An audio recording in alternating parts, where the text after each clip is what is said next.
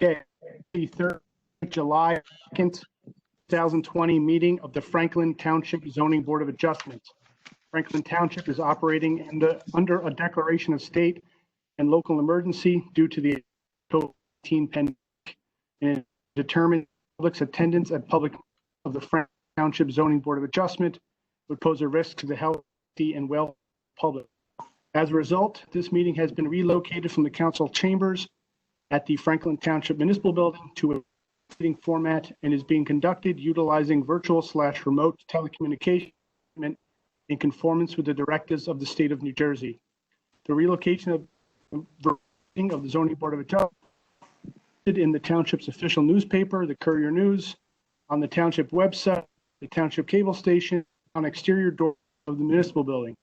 This notice detailed the following means of public participation in this remote link to virtual meeting via WebEx and a call number for those without internet access. Public inspection of application materials was made via the township website and appointment in the municipal building. Formal action may be taken at this virtual meeting. Reminder to board members, we ask that you refrain from asking questions until the particular expert is done presenting their testimony. And in order to reduce potential background noise, we ask that you mute yourselves unless you wish to speak or to provide a vote. Instructions for public input. For those members that are watching via WebEx, there is a button on the bottom of your screen. It looks like a cartoon bubble, like a cartoon character speaking. If you put in there your wish to particular matter, the general format of the meeting is going to be as follows. The applicant's going to be presenting different experts. The board is going to, at the conclusion of the testimony of each expert, ask that expert questions, and then the public will be given the opportunity to ask each panelist or each expert a question. And then at the end, there'll be an opportunity to provide comment to the board prior to any decision. For those listening via the web, the call-in number, at the appropriate times, I will unmute those people calling in, and we'll again give you the opportunity to ask questions or provide comment. That's it, Mr. Chairman. Okay, Christine, would you call the roll? Anthony Caldwell, Laura Grauman, Bruce McCracken, Alan Rich, Here. Gary Rosenthal, Here.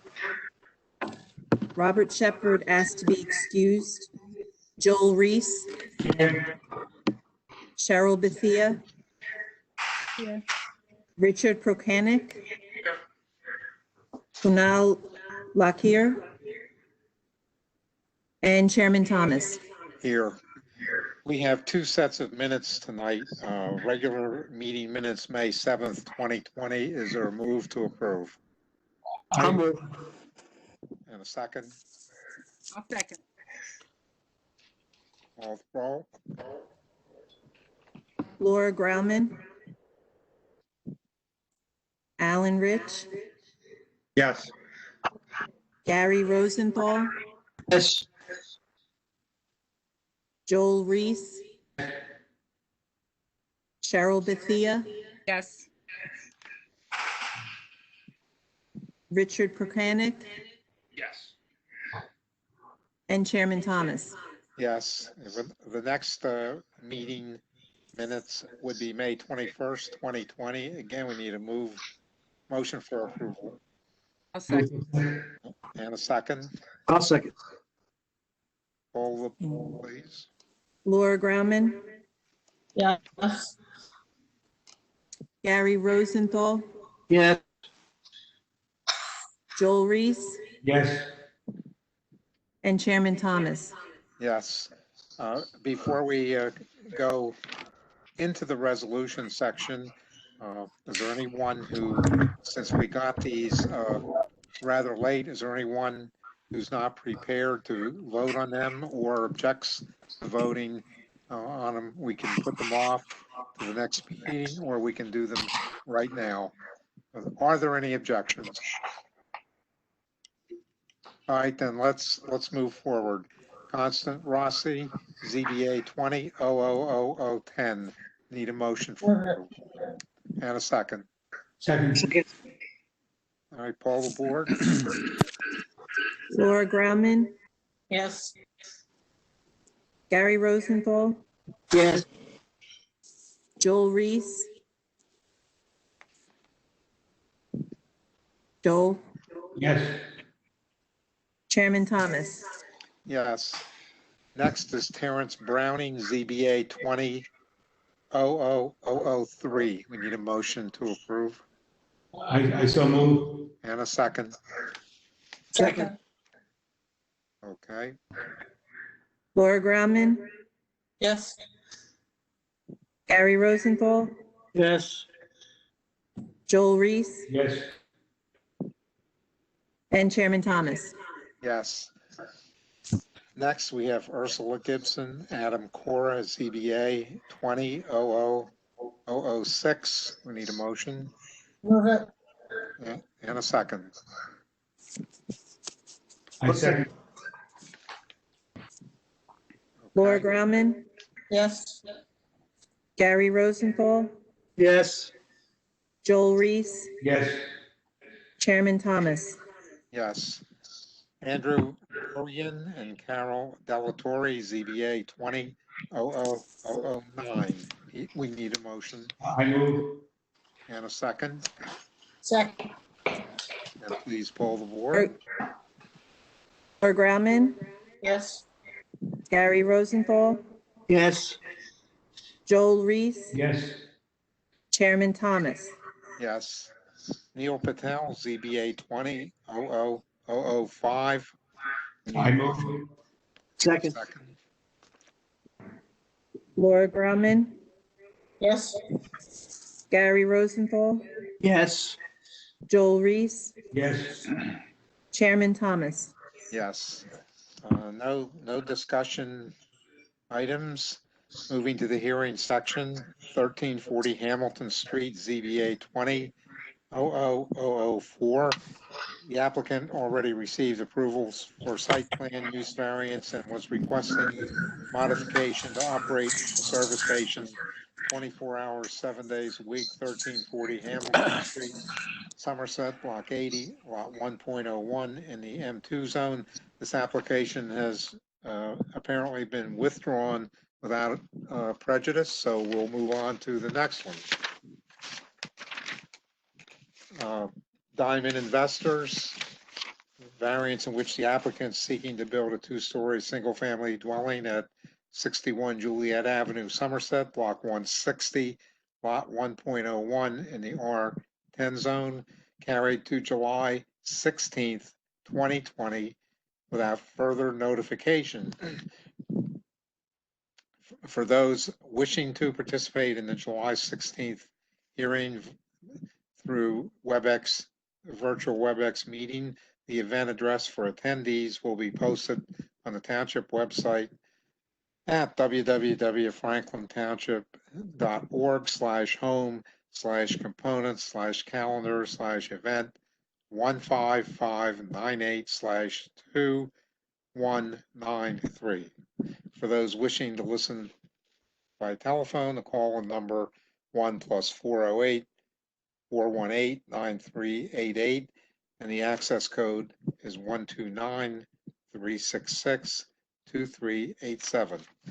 The one hearing left on the agenda this evening, Ilion LLC, ZBA 19-00043.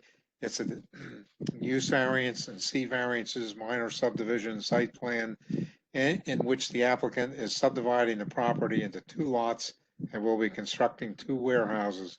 Building 1, 425,250 square feet, and building 2, 118,800 square feet at 47 Veronica Avenue and 74 and 102 Bennett's Lane, Somerset.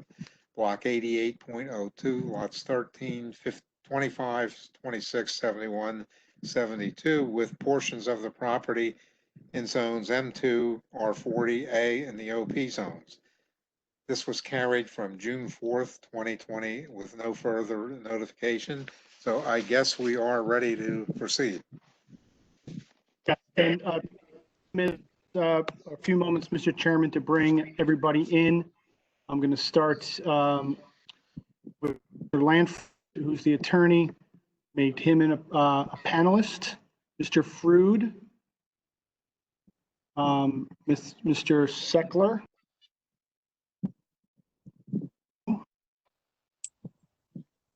Mr. Rooney, and Mr. Lanford, I ask you to, if I, hey, please, wait. Mr. Jordan Rizzo, one of your experts? He is, but he will not be testifying. The three individuals that I intend to call this evening are Mr. Seckler, as you indicated, Mr. Frood, and the third one is Mr. Mayor.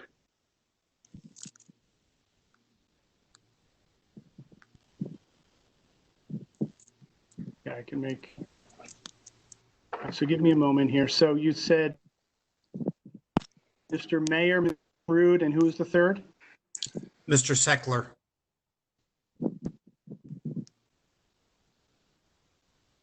All right, so I'm going to bump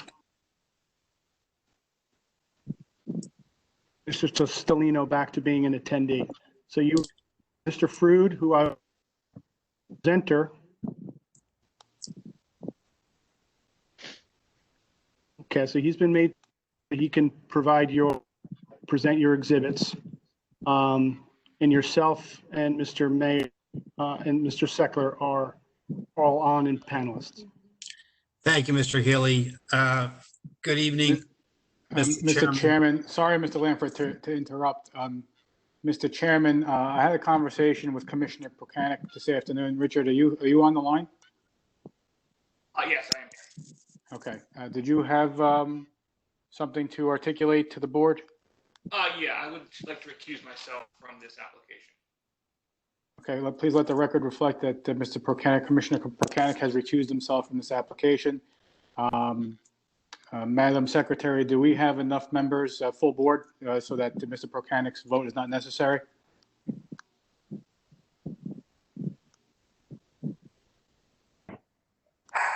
We have one.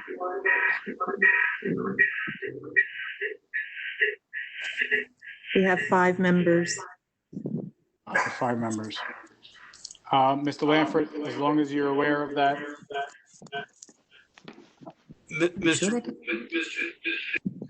I thought we had 6, or we had 7 before with the recusal. I think we have 6, do we not? Oh, I'm sorry, we have 6. Okay. I'd like to discuss the ramifications of this with my client. If we can take a brief recess and by virtue of my comments here, ask my client to call me on my cell phone so I can explain what happens when there's only 6 members so we can make a decision as to whether to proceed or not to proceed. We'll take the 2 minutes or whatever. All right, I would ask Mr. Stellino to call me on my cell phone, please.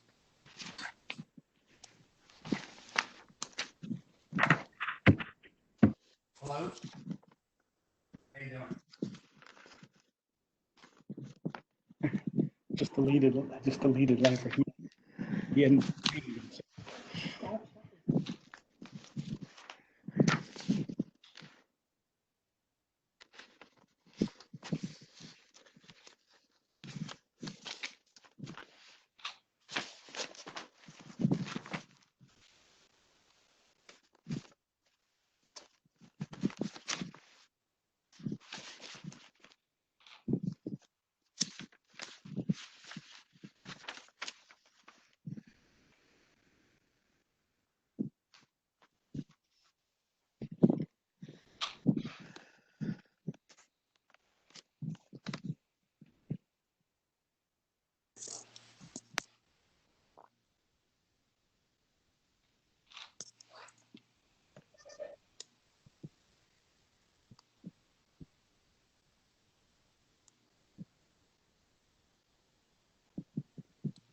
Mr. Chairman, can you hear me? I can hear you.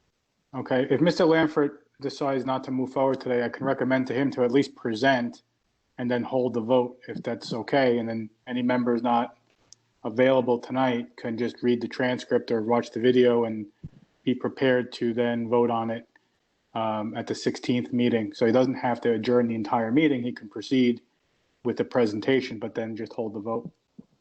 Okay, it's up to him. Yeah, Works again, for me. as an option, so we don't have to delay the whole application. It works especially since we don't have anything this evening now, since as long as we're hooked I up agree. and everything is working. I agree.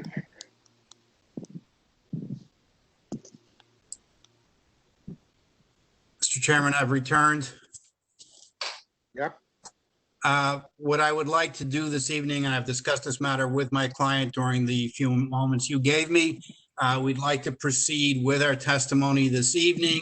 And at the end of the testimony, we'll make a decision as to whether we want to defer the vote so that we may have a seventh member in 2 weeks, or we may proceed to a vote this evening, but we'll proceed with all of our testimony since all of our professionals are here and since most of the board is here. Okay, go ahead and proceed. We're with you. Okay. Again, for the record, my name is Peter Lanfrit. I am here on behalf of the applicant Elion Acquisitions LLC, who is the contract purchaser of lot 13, 71, and 72 that you referenced in your opening statement. This is a rather straightforward application in that there's 3 components to it, even though there's a lot of paperwork. And the reason there's a lot of paperwork is because there's a rather large site with some environmental constraints. But the basic application is to take lot 13 and create a minor subdivision so that there are 2 lots. Lot 13 currently is 60 plus acres. Once the subdivision testimony is proffered, we will then present an application for site plan approval on the larger of the 2 pieces that is being subdivided. That piece will merge with lots 71 and 72 to make that a conforming building lot upon which we intend to construct 2 warehouses. The third part of the site plan application and why we are before this board is that we are proposing to construct the stormwater management basins on lots 25 and 26, which are not in the M1 zone. The M2 zone. They are, one of the lots is in the R40 and the other lot is in the A zone. So that in essence, the site plan will have the warehouse and all its related activities in the M zone. And the only thing we're seeking a use variance for is to construct the stormwater management basins in zone and on property that is not in the M zone. I will call Mr. Frood as my first witness. I indicated I do have 3 witnesses. Mr. Frood is both a licensed professional planner and also a licensed engineer. Mr. Seckler, who is one of my other witnesses, is a traffic consultant, and Mr. Mayer is the architect. Okay, Mr. Lanford, is Mr. Frood going to be providing testimony in both an engineering capacity and a planning capacity? Yes, he will. And I would just ask that for purposes of keeping the record clean, that he conduct his engineering testimony, allow the board to ask questions and the public to ask questions regarding the engineering, and then we can move on to the planning, so that way that the minutes and the record is clean in that regard. The other option, counsel, is I can also present the planning testimony at the end after my other witnesses have testified, and then, bring Mr. Frood back to give the planning testimony at the conclusion. If that's fine with the chairman, I think that's a good approach. that's fine. Okay. Mr. Frood, please raise your right hand. Do you swear or affirm the testimony you're about to give is be the truth? Yes, I do. Please state your name, spell your last, and provide us with your professional address, please. Name is Robert Frood, F as in Frank, R-E-U-D. Professional address is Dynamic Engineering, Lake Como, 1904 Main Street, Lake Como, New Jersey. Thank you, sir. Mr. Frood, your firm, Dynamic Engineering, under your supervision, prepared the plans that are the subject of this application? That's correct. Can you give the board the benefit of your educational and professional background? Certainly. I have a Bachelor of Science degree in civil engineering from Lehigh University. I've been practicing civil engineering and land development consulting for well over 20 years. I'm a licensed professional engineer in the state of New Jersey and several other states in the region. I have Okay, testified. this is fine. We'll accept them. Let me just ask one or two questions concerning his planning background, because I think we have to qualify him as a planner also, Mr. Chairman, but it'll be very brief. Go ahead, Mr. Frood, just indicate your planning background. Certainly. I am a licensed professional planner by examination. Received that in 2006. I've testified before dozens of boards throughout the state as a planner, including the planning board and I believe the zoning board as well. Okay, Thank you. again, we'll accept that as a planner. Thank you, Mr. Thomas. Mr. Frood, you have all of the exhibits that we intend to rely on this evening under your control. Is that correct? I do. Okay. And you can refer to them obviously during the testimony. Can you first of all describe the subject property and also the surrounding land uses around the subject property? Certainly. I'm going to start sharing my screen. Is that showing now as an aerial exhibit? It is. Okay, so this is marked in the upper left-hand corner, Exhibit A1. This was also submitted to the board well in advance of this hearing. This is an aerial exhibit bearing, actually the date is June the 4th, 2020, in anticipation of our previous hearing. So what we have here, this is again an aerial image taken from the New Jersey GIS services. It's from approximately 2015. With regard to the property and the immediate surrounding area, it's still accurate. North is generally at the top of the page. Route 27 is on the right-hand side of the page, and then the Veronica Avenue corridor comes in from right and to the left, moving east to west direction. So what you see here is in the M2 zone at the top of the page, you have a strong presence of industrial development. Immediately opposite this is the former golf course that's now the LG facility. But along the frontage of Veronica are also a number of existing industrial uses. There's a little bit of office mixed in as well, and a commercial corridor on Route 27. That's all in the M2 zone. As you get out to the east towards Route 27, you get to a general business zone with properties, especially on the west side of 27, nearer to this property, are commercial in nature in that general business zone. As you move south, you get into a mix of more R40 zone and an agricultural zone, including a portion of the property in essentially the southwest quadrant of this exhibit. And those are, again, agricultural and a few residential uses in that area in the A zone. Okay, and can you clearly define for the board on this exhibit the lot that we are proposing the minor subdivision on? Sure. Initially, the minor subdivision includes lot 13, which is the long, narrow lot running through the center of the page.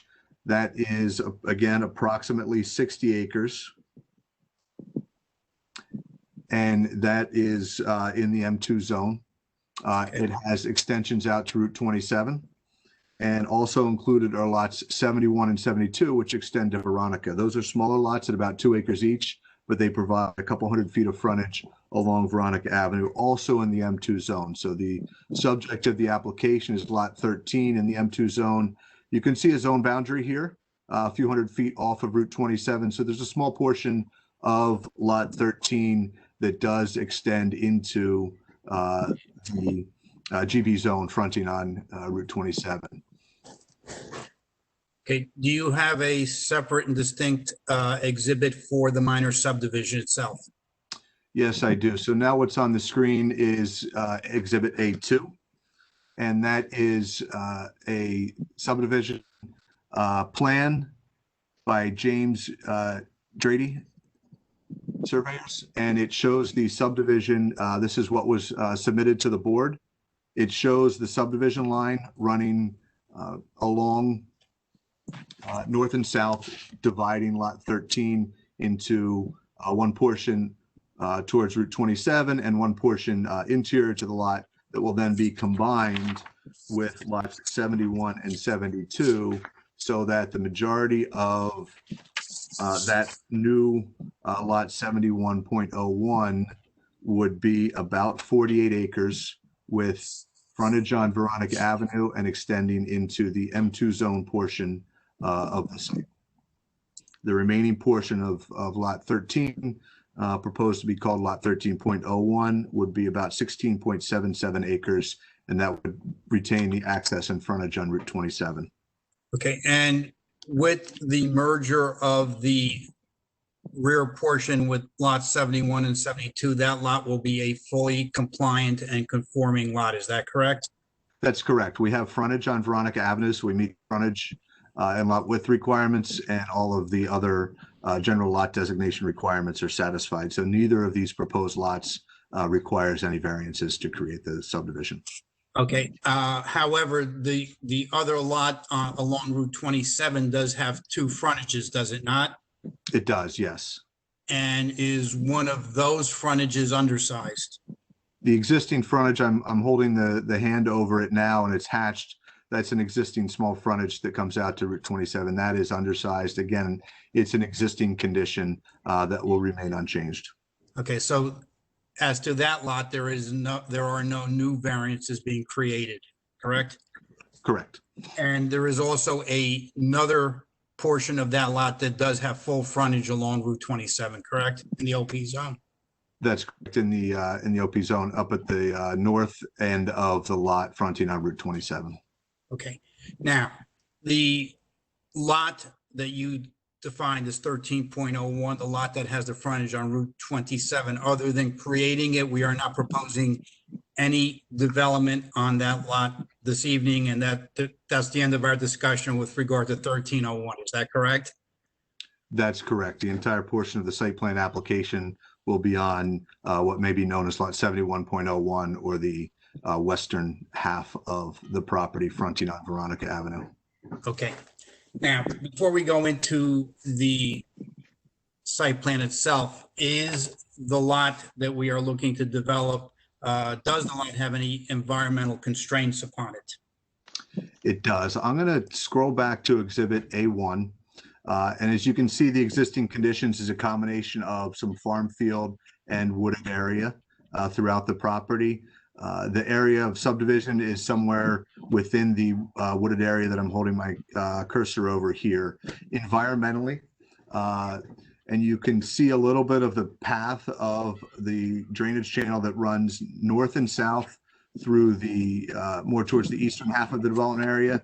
It comes to the bottom and it comes up again on the left side or the western side of the property. Those are tributaries to the 6 Mile Run. And those tributaries fall under the jurisdiction of the DEP for both flood hazard area control as well as freshwater wetlands. And they also, because we're on the Delaware and Raritan Canal State Park jurisdiction, we also have their jurisdictional review as well on this application. Okay. And have we submitted to those agencies already? We have. Applications were submitted to both agencies, specifically to the state. The NJDEP for the flood hazard area has issued the verification, which identifies the 100-year floodplain and the riparian buffer for these two tributaries of the 6 Mile Run that come through the site. As far as the freshwater wetlands, there was a prior LOI issued for the property. It has since expired. So an application has been filed for a new letter of interpretation from the DEP for freshwater wetlands. That is currently under review. We've been in contact with the reviewers. Because of the COVID delays, they have not finished their field inspection to verify that.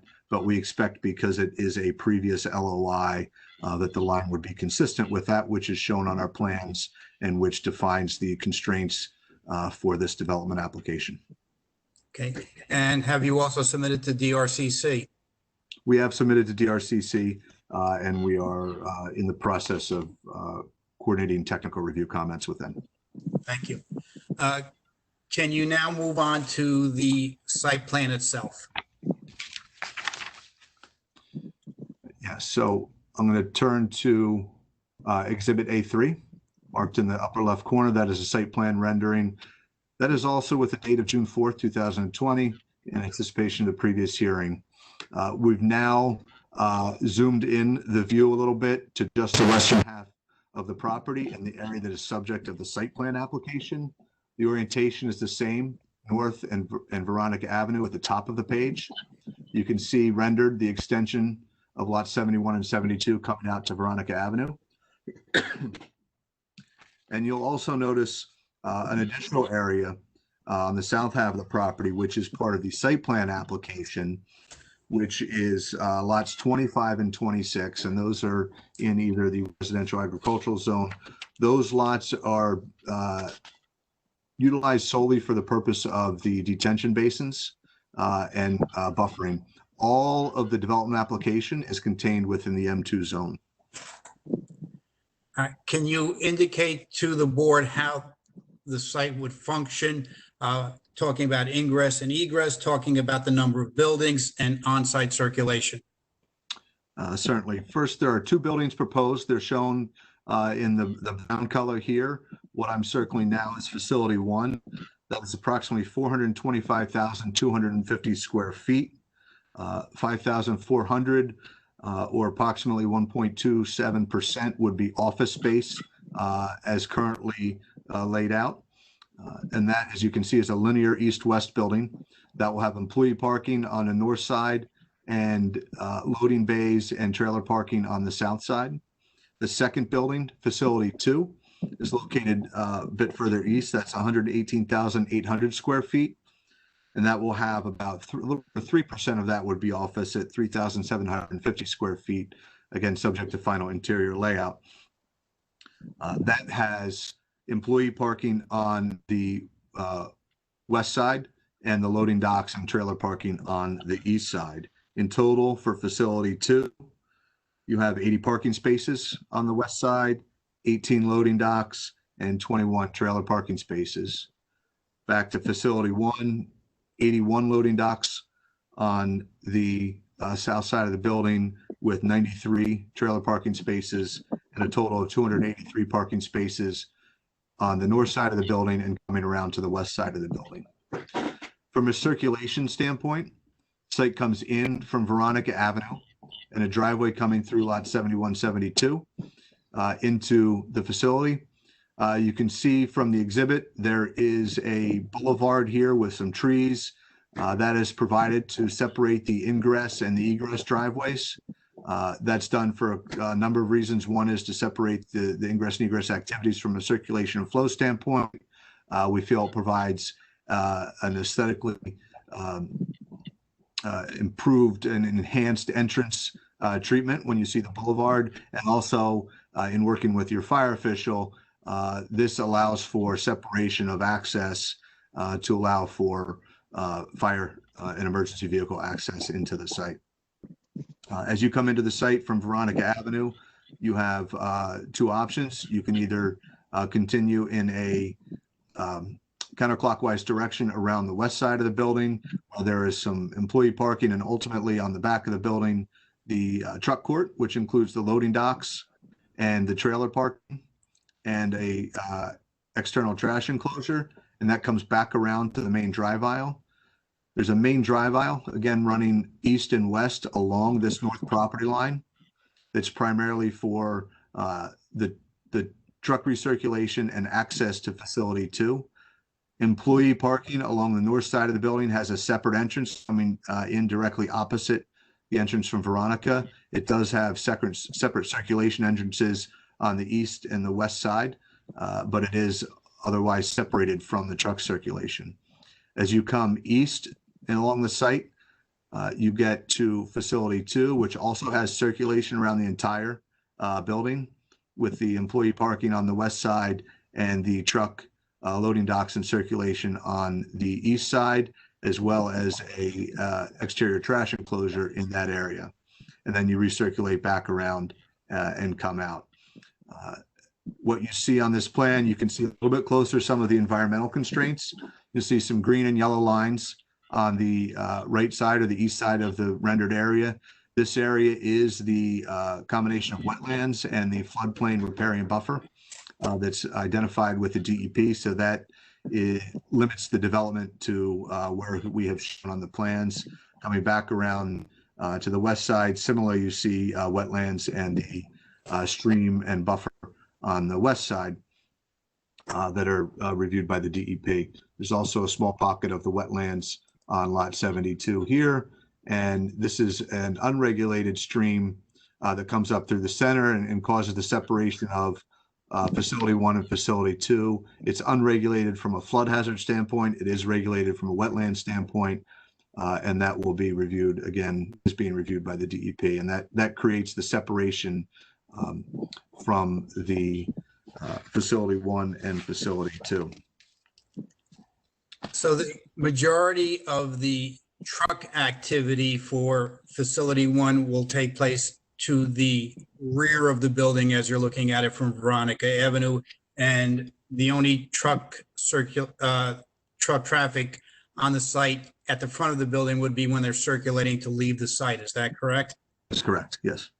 And for building 2, it would be on the east side of the property would be all the truck activity. And again, they would only be traveling along the front of, or actually the northerly part of the property again when they're exiting that site. That's right. Okay. Now, in case the board may have a question, is there any way that this site can get access to Route 27 through the subdivided lot? So we did look at this extensively through the design development phase. As I pointed out, there is the extension of the 6-mile run that comes through this area along the subdivision line, runs almost through the middle of that and creates this environmentally sensitive area with both wetlands, flood hazard area, riparian buffer, Delaware Raritan Canal Commission buffers in this area. So it would be quite a environmental lift, if you will, to permit any such crossing. And you'd be doing an extensive amount of tree clearing and wetlands fill in order to create an access. So that's why we basically oriented everything out to Veronica and did not try to interconnect this lot with the subdivided lot 1302, correct? That's correct. And that is why, as I indicated, we created a larger than normal entrance drive. It has, at this point, 30-foot wide boulevard drives on both sides of the landscape island, creating sufficient width of access to separate movements coming in and out. And Mr. Seckler will get into the traffic volumes that are sufficiently handled along Veronica Avenue and the immediate surrounding area. Okay. Now, can you indicate to the board what kind of lighting we're proposing around these buildings? Sure. The lighting comes in several components. Generally, we have area lights that are on poles, and we have lights along the building. All of the exterior lights are LED fixtures, which means that they are energy efficient lights with a nice clean color. They're all downward focused, meaning there will be no glare or view of the element from within the housing. The parking lot exterior lights in the truck courts will be 30 feet high. In the passenger vehicle areas, they're down to 22 feet high. And on the building, they're 25 feet high. All of those fixtures, again, will be the energy efficient LED lights. Along the southern property line, we have house side shields on those fixtures to minimize spillover over the property line onto the agricultural residential zone. We do have a minor spillover there of about 0.5, 0.6 foot candles, which is about a full moon illumination level that goes a few feet over the property line, but nowhere near beyond what I'll get into in a minute, which is the basin area here. So we have a waiver minor waiver, in my opinion, for minor spillover, if you will, of the light over that rear property line. Otherwise, the lighting is designed consistent with the standards for Franklin Township and typical design standards for this type of development. You briefly touched on the issue of refuse. Can you just review that again? Does each of the two buildings have their own refuse area? That's correct. Each has a separate trash enclosure. For facility one, it's located here in the southeast corner of the truck parking area. And for facility two, it's here in the northeast corner of the truck parking area. Okay, and they will be enclosed and they will architecturally match the building? Correct. Yes. Okay. Are there any other structures that are proposed on this site besides the two buildings? There are. You can see a small brown rendered element here. That is a accessory structure. It's a water tank and pump house that's proposed within the site. And that water tank and pump house will help provide sufficient water for fire service in the site. Water will come into the site from Veronica Avenue and come around and into this building and into this tank, and then feed into each of the buildings for fire service, providing, again, sufficient pressure and flows necessary for fire service. That pump house is about a little over 14 feet tall. The tank itself is 35 feet tall. The pump house is about 550 square feet, and the tank has a radius of about 19 feet. It is set back about 50 feet from the rear property line where 100 feet is required. As you can see, because of the environmental constraints that exist between the two buildings, it wasn't practical to install that further away from the property line. But as we get into the stormwater management, you'll see that from the stormwater management basin easement and buffering, that structure will actually be several hundred feet from any residential development, and essentially the extensive development are much further from the line because of the basin and the easements that are proposed. Okay. Let's move on to the issue of stormwater management. As part of this application, we are proposing two basins. We are, yes. And one basin is specifically designed to service building one and the other one to service building two?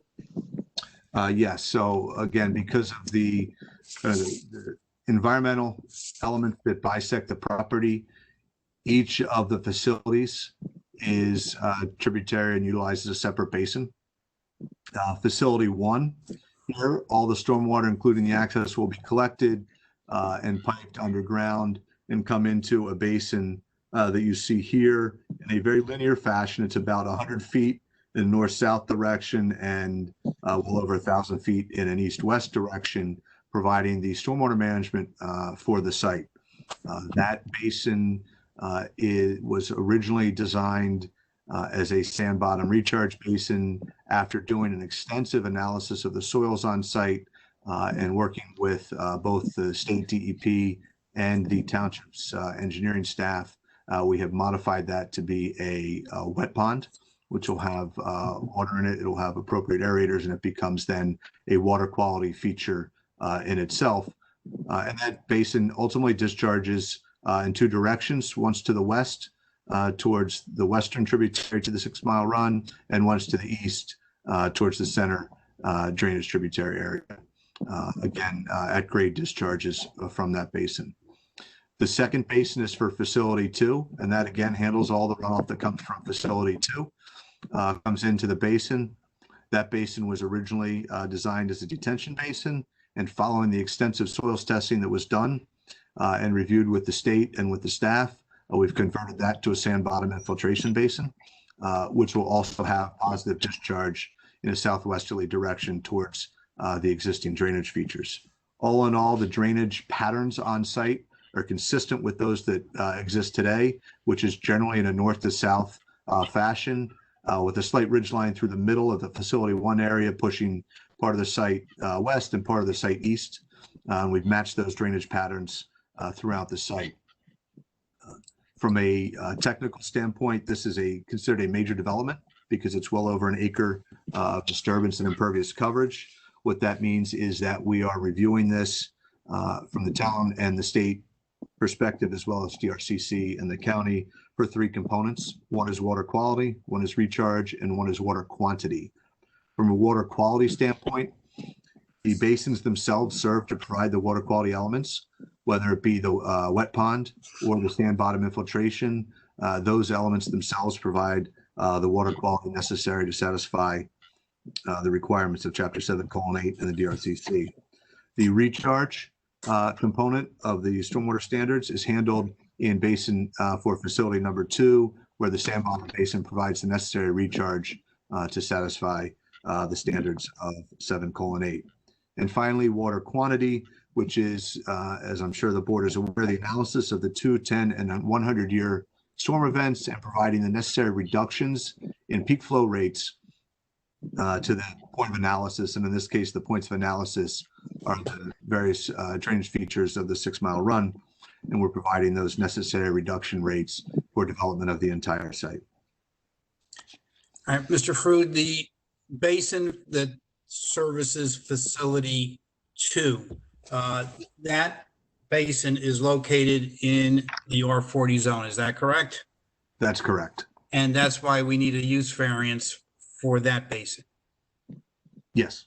Okay. And are there any environmental constraints on the remainder of that lot?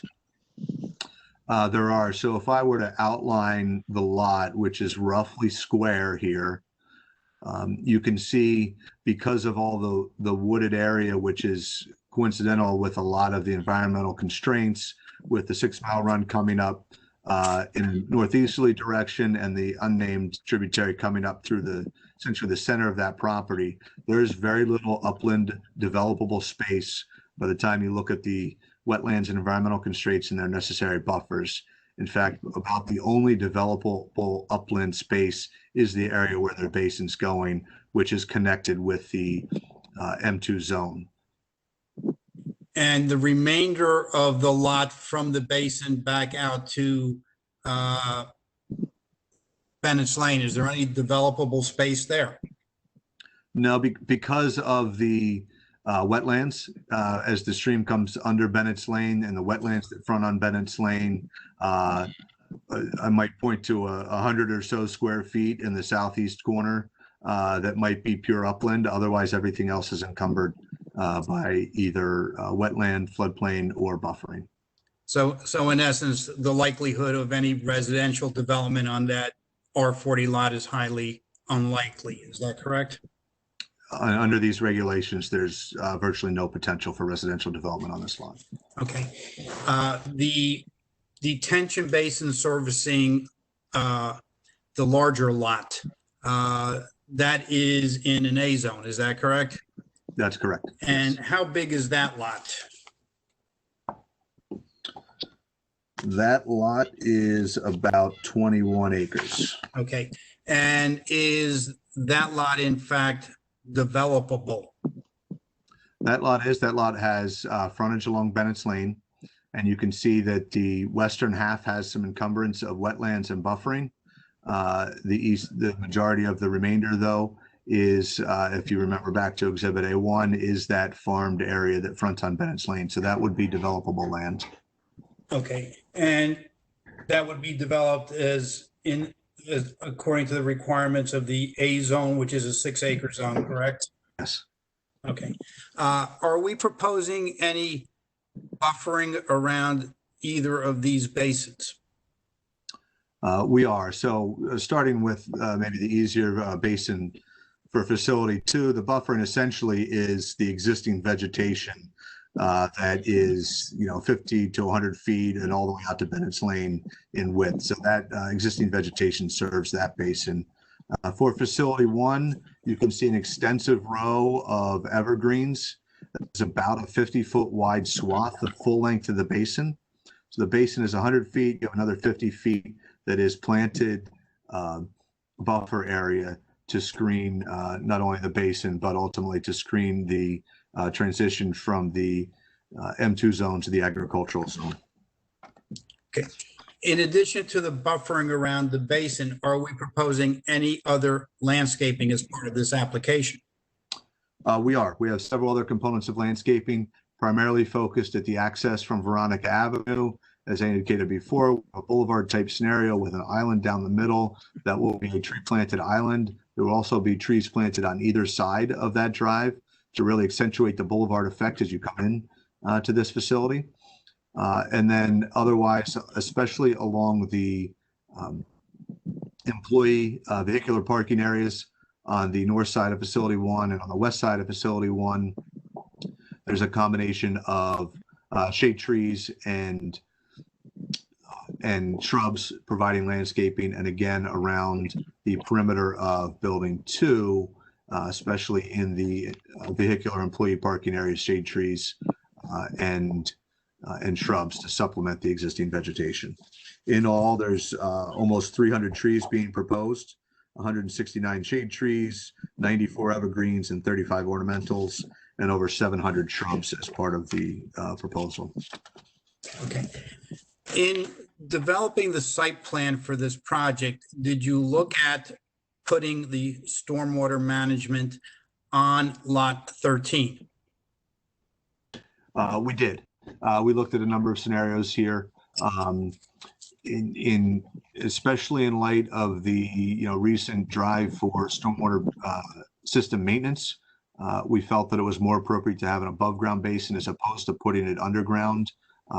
Underground detention on lot 13 was a consideration. It would not change the development proposal from a building square footage or circulation or layout standpoint. It would have been underground stormwater, but for a maintenance perspective, it was deemed more appropriate to create an above ground basin or two above ground basins and extend the development footprint beyond that south property line of lot 13. Okay. Now, are there any variances that are being created? I don't want you to get into the justification for them, but for the record, are there any variances that are being created by this site plan? There are just a couple minor variances that are created, and I'll just list them now, and then we'll get back into the planning shortly. I described for a moment the accessory structure setback. 100 feet is required. This accessory structure is 50.8 feet to the rear line of lot 13. There's also a parking lot to residential zone setback. 25 feet is required. The truck parking at the rear of the site is 21.2 feet back. And finally is the drive aisle width in the employee parking area. It's a minimum 26 foot required, and 25 feet is proposed in this area. Okay, thank you. You have had an opportunity to review the numerous staff reports that were generated in conjunction with this application? I have, yes. Okay. Mr. Let me just, Mr. Lanford, Mark Healy, let me just stop you real quick for some thing. We do have more members of the public here than at the beginning. So I just wanted to remind, in case they missed the chair announcements at the beginning, that 1340 Hamilton application was with them, so they will not be heard tonight. And if there's anybody here for Diamond Juliet, that's going to be heard on July 16th. The chairman read section from the call beginning of the meeting.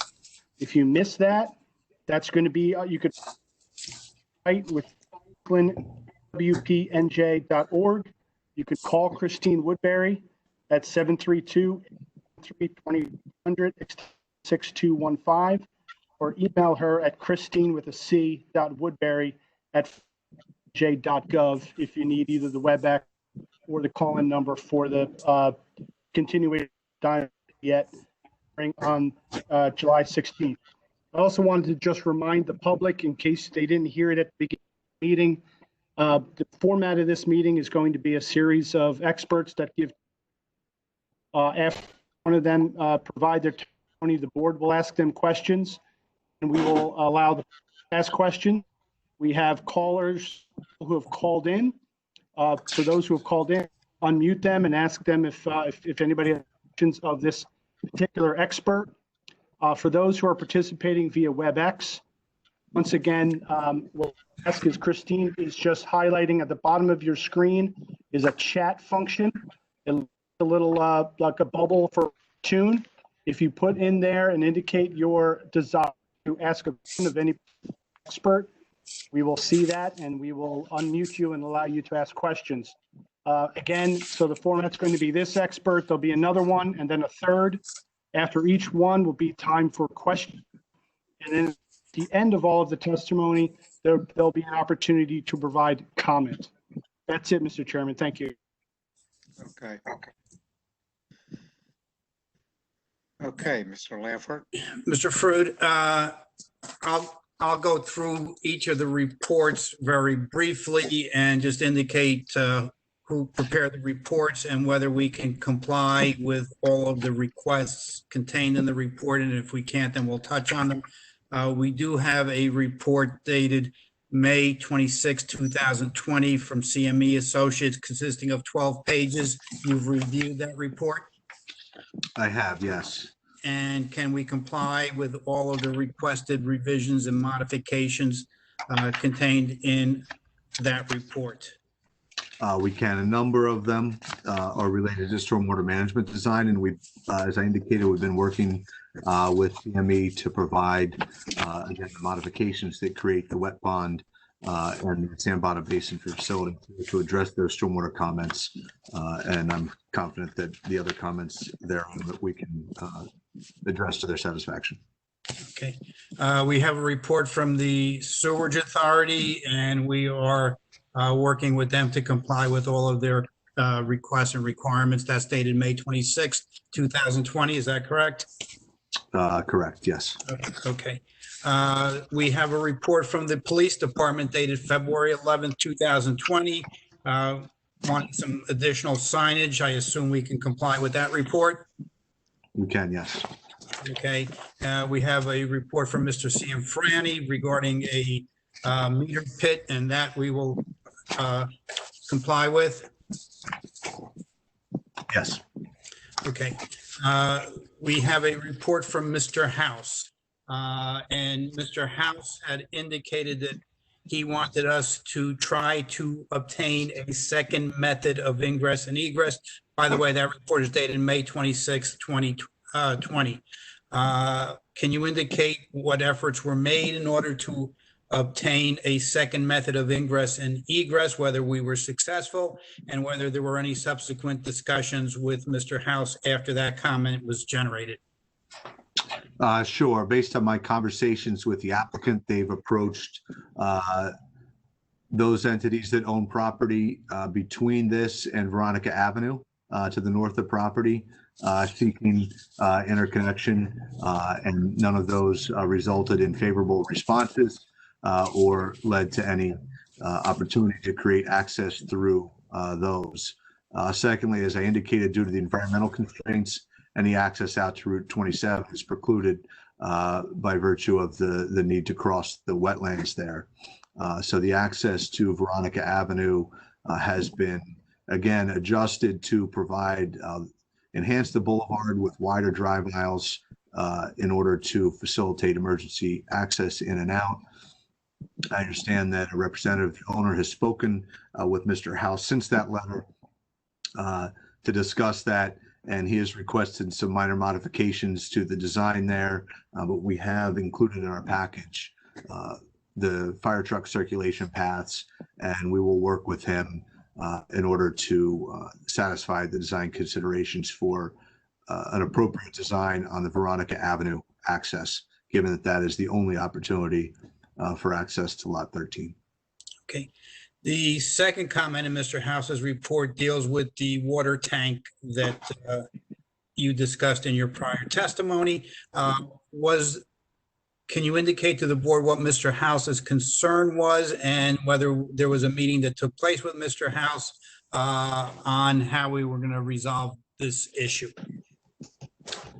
Yes, early on in the project, we were able to meet in person and discuss what we were going to do with that. At this point, there is no intention to subdivide this property. That pump house and tank will serve both buildings, which would be under single ownership and of the lot and single management, and it would serve the fire services for both buildings. And we're confident that we can satisfy the code requirements there without the need for a second tank. And Mr. House's concern during that meeting was that if the lot was subdivided, then the tank was on one lot and maybe there was a problem with it being able to service the subdivided lot. Is that correct? That is, and if we went through the conversation, a couple things that we noted were, number one, any subdivision would come back to the board for review. So there would be the opportunity to make sure that the proper measures were in place to assure that those controls were there for the shared use.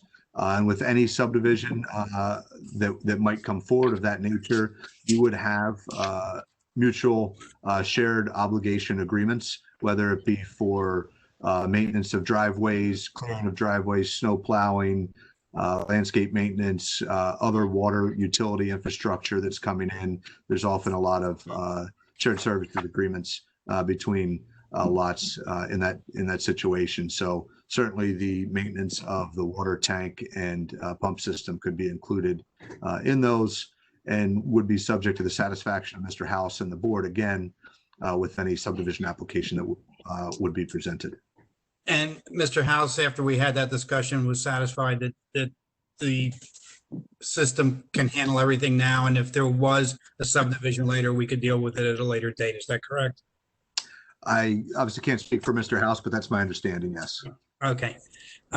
We had a report from the Environmental Commission, which basically requested some corrections to the environmental impact assessment. Have those corrections been made, and has that report been resubmitted? The corrections have been made and the report has been resubmitted, yes. Okay. Lastly, we have a report from Mr. Healy. I think the first part of it deals with the variances, which we will deal with later on. The review comments, we are providing a buffer against the residential zone around that detention basin at this time, and we are not complying with the ordinance with respect to that buffer. Yes. Okay, and we will, take care of the tree replacement, the environmental constraints. I think we dealt with all of them, and we have certain permits in hand, and we're waiting for others. The last comment that he had regarding parking, can you indicate what the zone requirement is and what the number of parking spaces that we are proposing?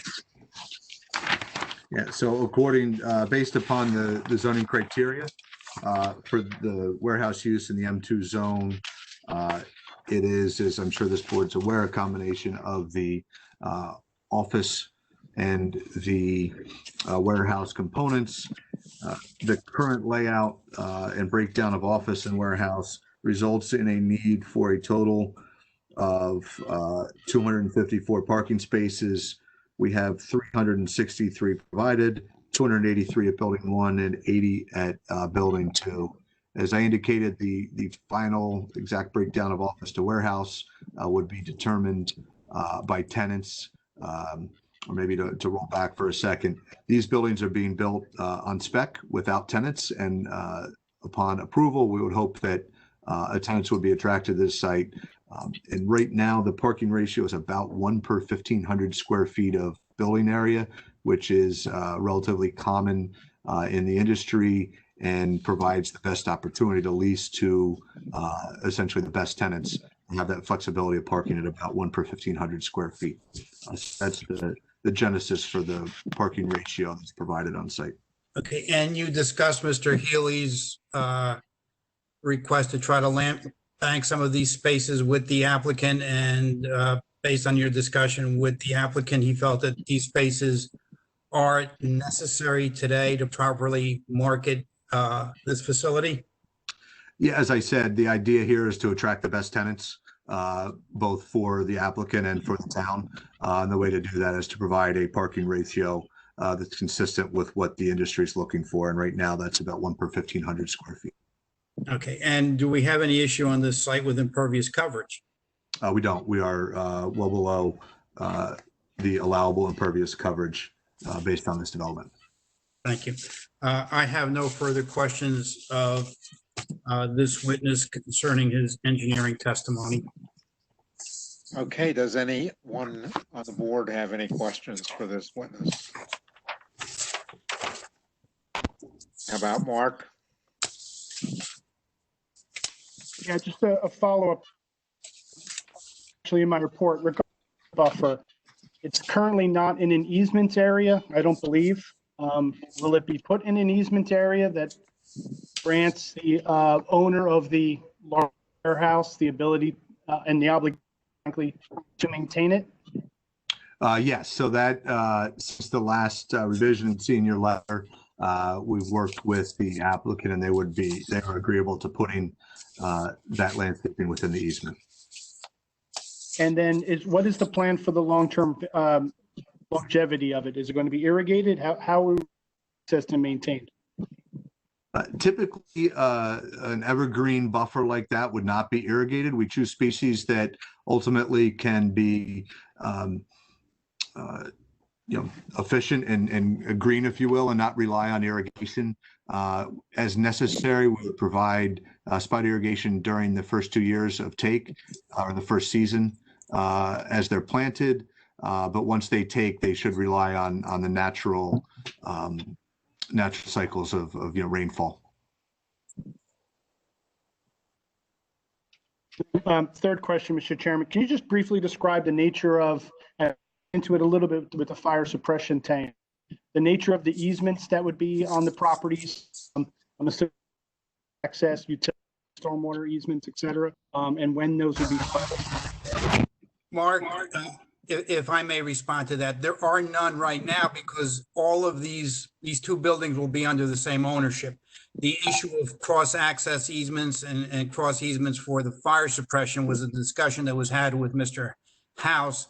Should there ever be a subdivision where these two buildings were on two separate lots. But right now, there is no need for any easement because they're all under the same ownership. Yep. For some reason, the two warehouses were each going to be on their own, on a separate. You're correct. Thank you for clarifying. Okay, any other board questions? Then you mentioned that we would open to the public now, right? I have a question. Okay. With respect to the circulation along the side of building 1, is that area going to be one way? It is not. The drive aisles on either side of the building would be two-way traffic. And there's enough room to accommodate that?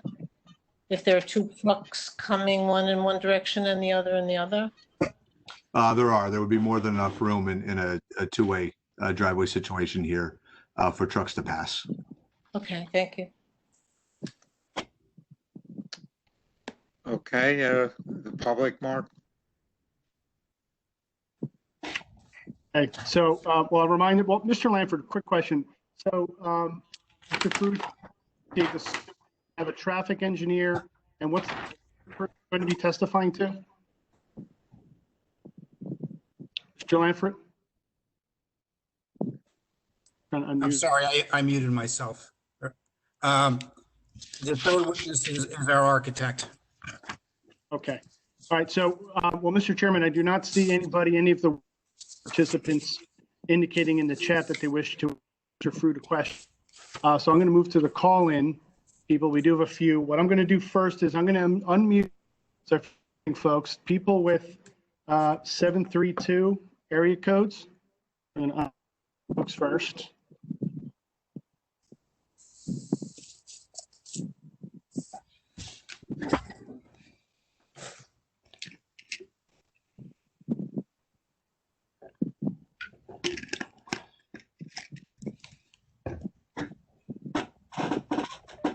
All right, so people, I just unmuted those with the 732 area code. Does anybody have a question for this way?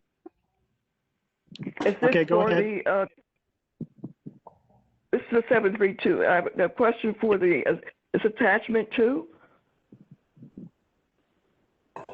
What do you have a question for what's your question? My question is regarding, I don't know, I just tuned in regarding the Juliet Avenue. Have we gotten to that one yet?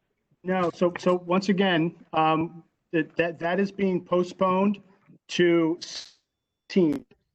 What I would suggest that you do is call Christine, who's secretary, at 732-873-2500, 6215, and she'll give you a Okay. call in the 17 meeting. That's And what date? is not being heard tonight. July.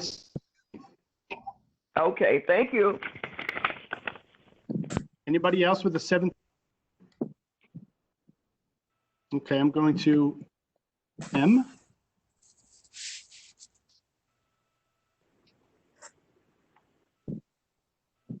Bear with me.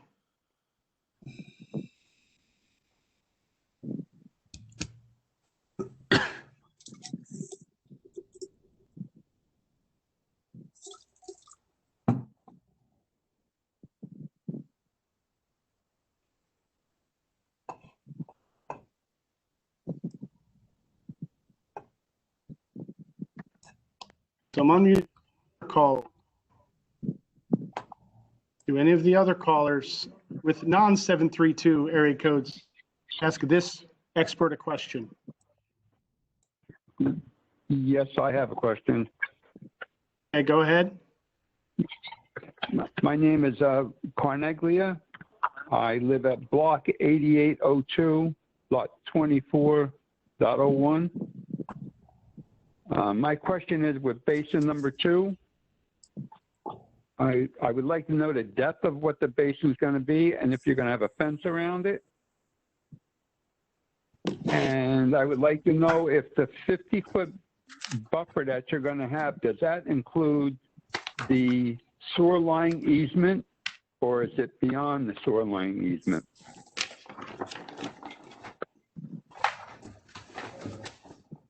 Okay, so that's for Mr. Fruit to answer.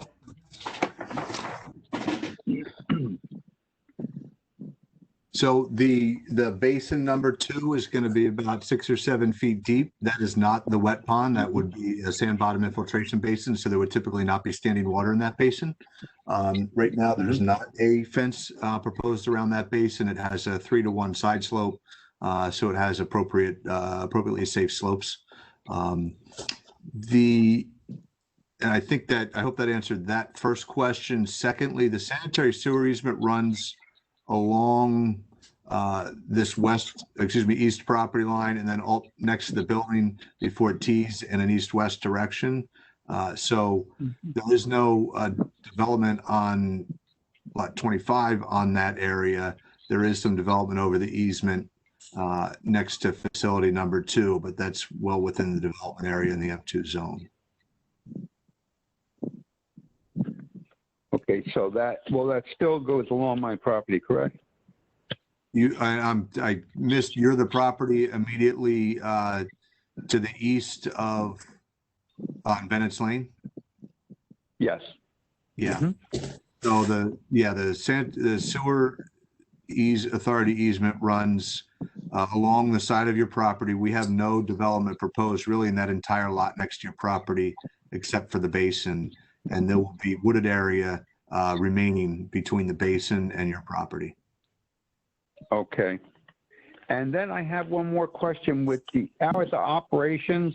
I noticed that I hear the trucks backing up when they're at Stop and Shop with the backup beepers. And I was just wondering if you can make a note that, if somehow if they limited the hours of operations, not, to go real late at night, Is that possible?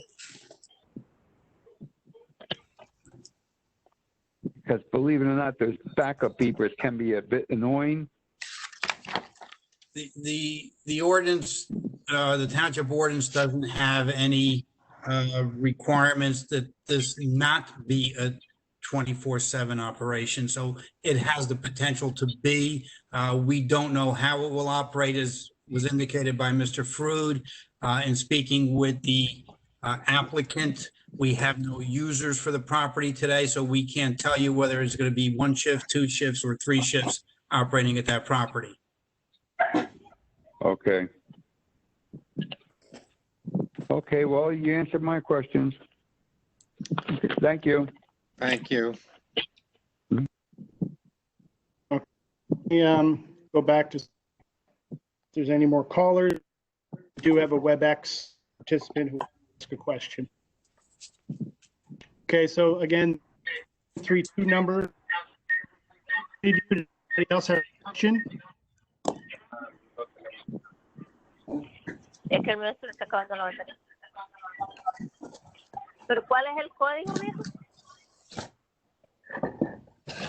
Porque I'm going to mute them. I don't think that's, I think that's background chatter. All right, so we do have one WebEx person who wishes to ask questions. I will bring him in now. Is okay, Mr.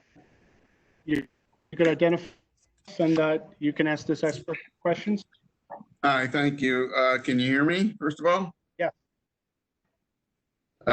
Jonathan Gottlieb, I'm here on behalf of Gordon Veronica Associates LLC and Gordon Veronica 4 Associates LLC, which are the property owners, 2 of the property owners directly to the north of the proposed development, lot 75 and lot 77, 79.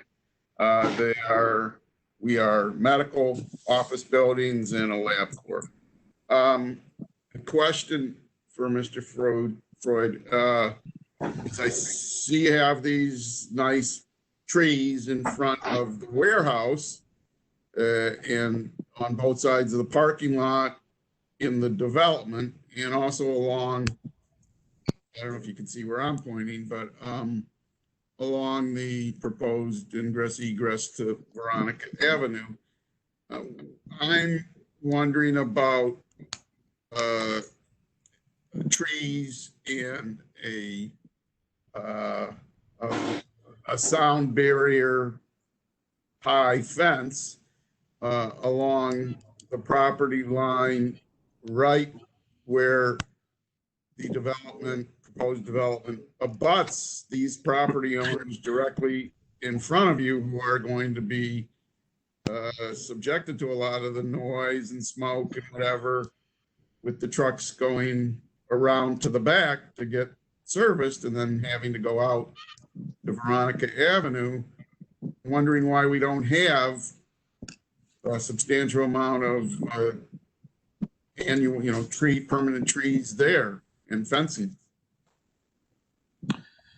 So and I believe you're referring to the main drive aisle along here. That again, the loading activities would be opposite your property. This would be correct, but they got to go around to get there. Understood. So right now we are not proposing we're proposing to propose the driveway there and maintain the vegetation within the drainage easement and offsite there. We're not doing anything to that. We're not proposing anything on site on that side. I would say it's not typical. And if you look along lots on Veronica, it's not typical from lot to lot in the M2 zone to provide that type of screening. Okay, I understand your answer. That's it. That's the only question I have. Okay, thank you. The others? Yeah, we don't have any more public wishing to ask this expert. Okay, next witness. Mr. Mayor?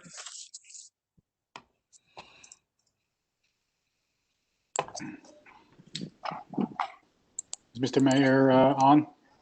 Yes, I just came on, I muted and turned on my video. Okay, great. Please raise your right hand, sir. Do you swear or affirm the testimony you're about to give will be the truth? I do.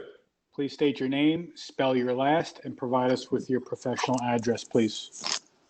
My name is Edward Mayer. I'm with Ware Malcolm. I have a Bachelor of Architecture from the University of Notre Dame, and I'm a registered architect in the state of New York. And our offices are located in Newark, New Jersey.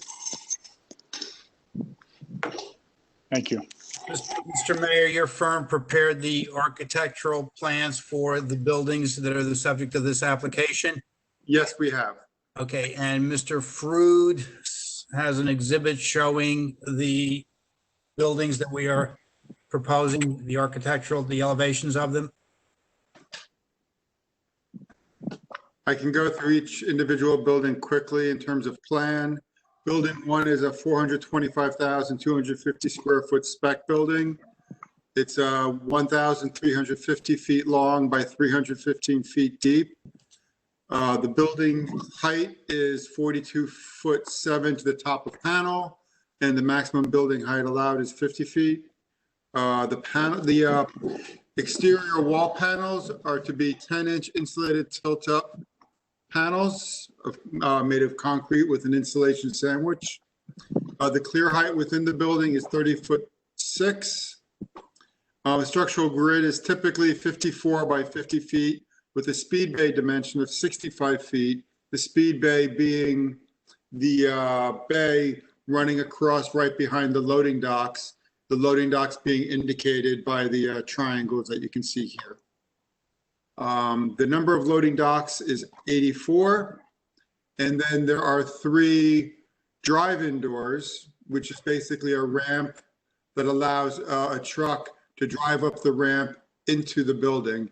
And those are signified by circles, and there's one on each end and one right in the middle.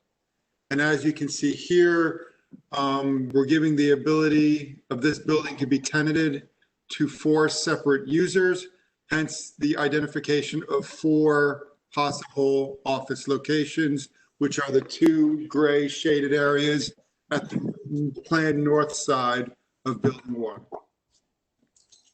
We can move on to building 2. Building 2 is a 118,800 square foot spec building, 486 feet long by 250 feet deep.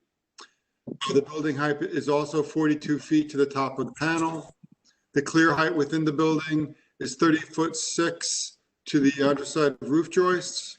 Structural grid again is 54 by 50 with a speed bay of 60 feet, which is also still right behind the loading dock areas. Total number of docks are 20 with 2 drive-in doors, which you can see here with the ramps, which signify their locations.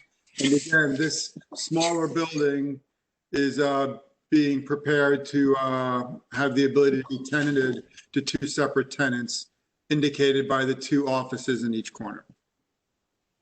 We can move on to the elevations. The elevations here, I guess in this type of format, are slightly small, so somewhat difficult to understand. I'll move on to the renderings, which will give you a better example of the look of the building. So you can see here, this is the corner office that will be highlighted. The interior possible office locations are similar in vernacular, but somewhat lower emphasized. The colors are, the base color is peppercorn, which is that typical gray color that you see running throughout. The lighter color is extra white, so it creates a nice active corner as well as an accent color around the building.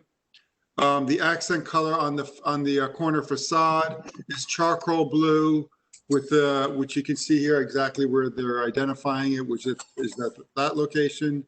And then that band that you see wrapping around the facade is going to be a dark black color to really emphasize boldly that form. So as you can see, most of the windows are located in the corner. We have some storefront systems as well as some punch windows that would be utilized for the offices in those corners. Around the building, we anticipate some clear stories, and you can see those as you look down the facade, the punched openings that are articulated in the top of the facade. Okay, just a couple quick questions. Both buildings will have the same materials and the same color, correct? Yes, they will. They Okay. will have the same vernacular and the same colors. Okay, and HVAC systems, where would they be located? They'd be set back within the areas above the office spaces, but that would be depending on the future tenant, the scale and size of those HVAC units, but they would be set on the roof and set back from the edge of the roof so they would not be seen from the street. Okay, and if a tenant somewhere down the road has a demand for solar panels, can these buildings accept solar panels? Yeah, we're anticipating providing the appropriate structure to carry, I think it's 3 to 5 pounds per square foot additional load to anticipate future solar panels. Thank you. I have no further questions. Anything from the board? Mark?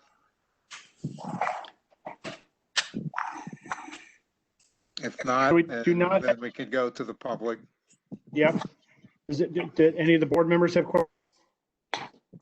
Nope, not yet. That's not here. So I don't have anybody expert indicate to ask the architect.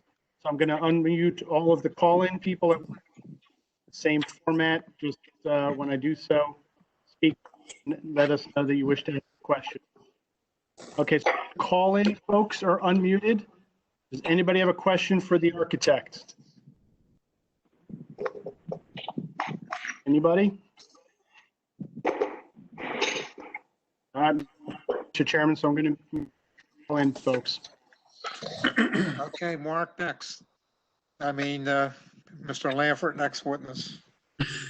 Mr. Seckler? How you doing? Mr. Seckler, please raise your hand. Do you swear or affirm the testimony you're about to give will be the truth? Yes, I do. Please state your name, spell your last, and provide us with your address, please. My name is Matthew Seckler. That's Seckler. I'm a principal Stonefield Engineering Design. Address is 92 Park Avenue in Rutherford, New Jersey. Thank you. Mr. Seckler, can you give the board the benefit of your educational and professional background very briefly, please? Sure. A Bachelor of Science in Civil Engineering from Union College in Schenectady, New York. Master's in City Regional Planning from Rutgers University. I'm a professional engineer licensed in the state of New Jersey. I'm also a professional planner, although not on this application. And I'm recognized as a professional traffic operations engineer by the Institute of Transportation Engineers. Been accepted before over 100 boards in the state of New Jersey. Okay, we can go on. Thank you, Mr. Chairman. Mr. Seckler, you prepared the traffic report that was submitted in conjunction with this application. Is that correct? That is correct. We had an initial report that was dated October 3rd, 2019, and a revision that I believe was March 19th, 2020. Okay, and you're familiar, obviously, with the subject property, and also you were the traffic consultant for the site across the street on the golf course, were you not? Yes, that was my firm, although I believe a different board in this municipality, but it was a very similar use with similar access. And you testified in that application, and that was before the planning board? That was before the planning board. I don't remember if myself or Charles Oliva, my associate, there was a number of hearing dates for that application. Okay, but you're familiar with that project? Yes, yes, I am. Okay, and in preparing the traffic report in this matter, can you indicate to the board what you did and what you found? Absolutely. The first thing we did is we obviously observed the traffic conditions in the area of the site. No surprise to anyone who's lived in this area. The intersection of Route 27 with Veronica and Howe is a congested intersection, to say the least. They are both arterial roadways, similar to the arteries in your body. They basically pump traffic through. the roadway network to the higher level roadways.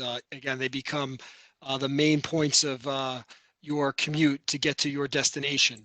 What we found is Route 27 carries between 20 and 25,000 vehicles per day. A little more heavy in the northbound in the morning, heading towards New Brunswick. In the evening tends to be fairly balanced. Howe and Veronica, a little bit more westbound traffic in the morning. And generally what you see is a lot of left turns from Route 27 onto Veronica and Howe in the morning. In the evening, it tends to be vehicles coming from Veronica and Howe turning onto Route 27 as people likely coming from their places of employment, heading back towards their places of residence. So we had originally, as part of our initial traffic study, utilized the counts that we had done as part of the what is now the LG development across the street. But we were asked as part of the comments made by your board engineer to perform new traffic counts in the area. And we did so on February 19, 2020. And we looked at those traffic counts, and they were actually a little less than what was counted previously in 2017, about 8% less in the morning, about dead on in the evening in terms of the amount of traffic that goes through that intersection. Anyone who's familiar with that intersection, it is a congested intersection. Looking at it and how it operates, it isn't necessarily this intersection that is the issue. It's really a lot of the downstream or upstream conditions from this intersection. You do have the backups from Jersey Avenue that continue spill back along Howe all the way to Route 27, kind of choking some of the volume trying to leave Veronica Avenue. And then in north and southbound direction on 27, you do have kind of a 2-lane to 1-lane type of kind of merging condition along with the general Route 27 access plan where left turns are quite difficult. So again, it's when you look at the volume that passes through this intersection, it's not necessarily that volume that is causing any issue. Again, it's those conditions up and downstream. So we took those traffic counts we performed in February of this year, and we added the traffic that we estimated would be generated by the LG development, as it was not fully occupied at the time of our counts. So we had a base level of the counts that we performed in 2020, added the LG development, and then we looked 2 years into the future. What would traffic be like at this general in this general area using some growth rate factors? And I guess the caveat to that is that obviously what has gone on between those counts in February and today, and what we are projecting as the traffic engineering industry moving forward is a little different in terms of what we would expect future traffic volumes to be like, at least in the near and medium term. Again, there's no specific studies projecting what traffic volumes will be like post-COVID, but obviously there seems to be a trend either through lack of employment, which we have seen through the recessions. Traffic volumes are decreased during recession periods. And then obviously the whole work from home, I would say movement, where we may not see the traffic volumes that we counted in 2020 or even 2017, in any point in the near future. So the volumes that we counted out there, the queuing that you saw out there, I can't speak definitively and say they're going to go away, but what I'm reading in terms of what the industry is putting out seems to be like that could be the worst case condition for at least the near future. And what you see is typically queuing that occurs, on Veronica Avenue. It backs up to the WCTC, radio antenna, that area at least during the evening rush hours. And there's really nothing from a traffic engineering standpoint that I could speak to about that intersection that I know that you members of the board and members of the public haven't experienced. Now, to determine what our site would generate in the future, we utilize the Institute of Transportation Engineers Trip Generation Manual. And this is the definitive source. We used it for the LG site to project the amount of traffic that'd be generated from this site. And in doing so, we also utilized a journal article that came out in 2016 about specifically warehouse developments and what's the ratio between trucks and cars during the peak hours. And in doing so, we added that traffic volume to the roadway network, both the cars and the trucks that be generated by this site. And we analyzed our site driveway and the intersection at Route 27 to determine what type of impacts this development would have. However, in I think it was either February or March, the Institute of Transportation Engineers released a supplement I would say a update to their 2016 journal article where they looked at, again, truck traffic generated by these type of warehouse developments and kind of came to the conclusion that their earlier studies highly had a lot more truck traffic volume during the peak hours. It seems like as these warehouses, these new warehouses are being built, logistic models from warehousing firms and these type of developments have been further developed. They are keeping their trucks out of the peak hours. It's not efficient for their model. It's not efficient for their drivers. Their drivers want to get to their destination. Driving through the rush hour, especially along this corridor, is something that it seems like industry-wide is something that people are moving further and further away from.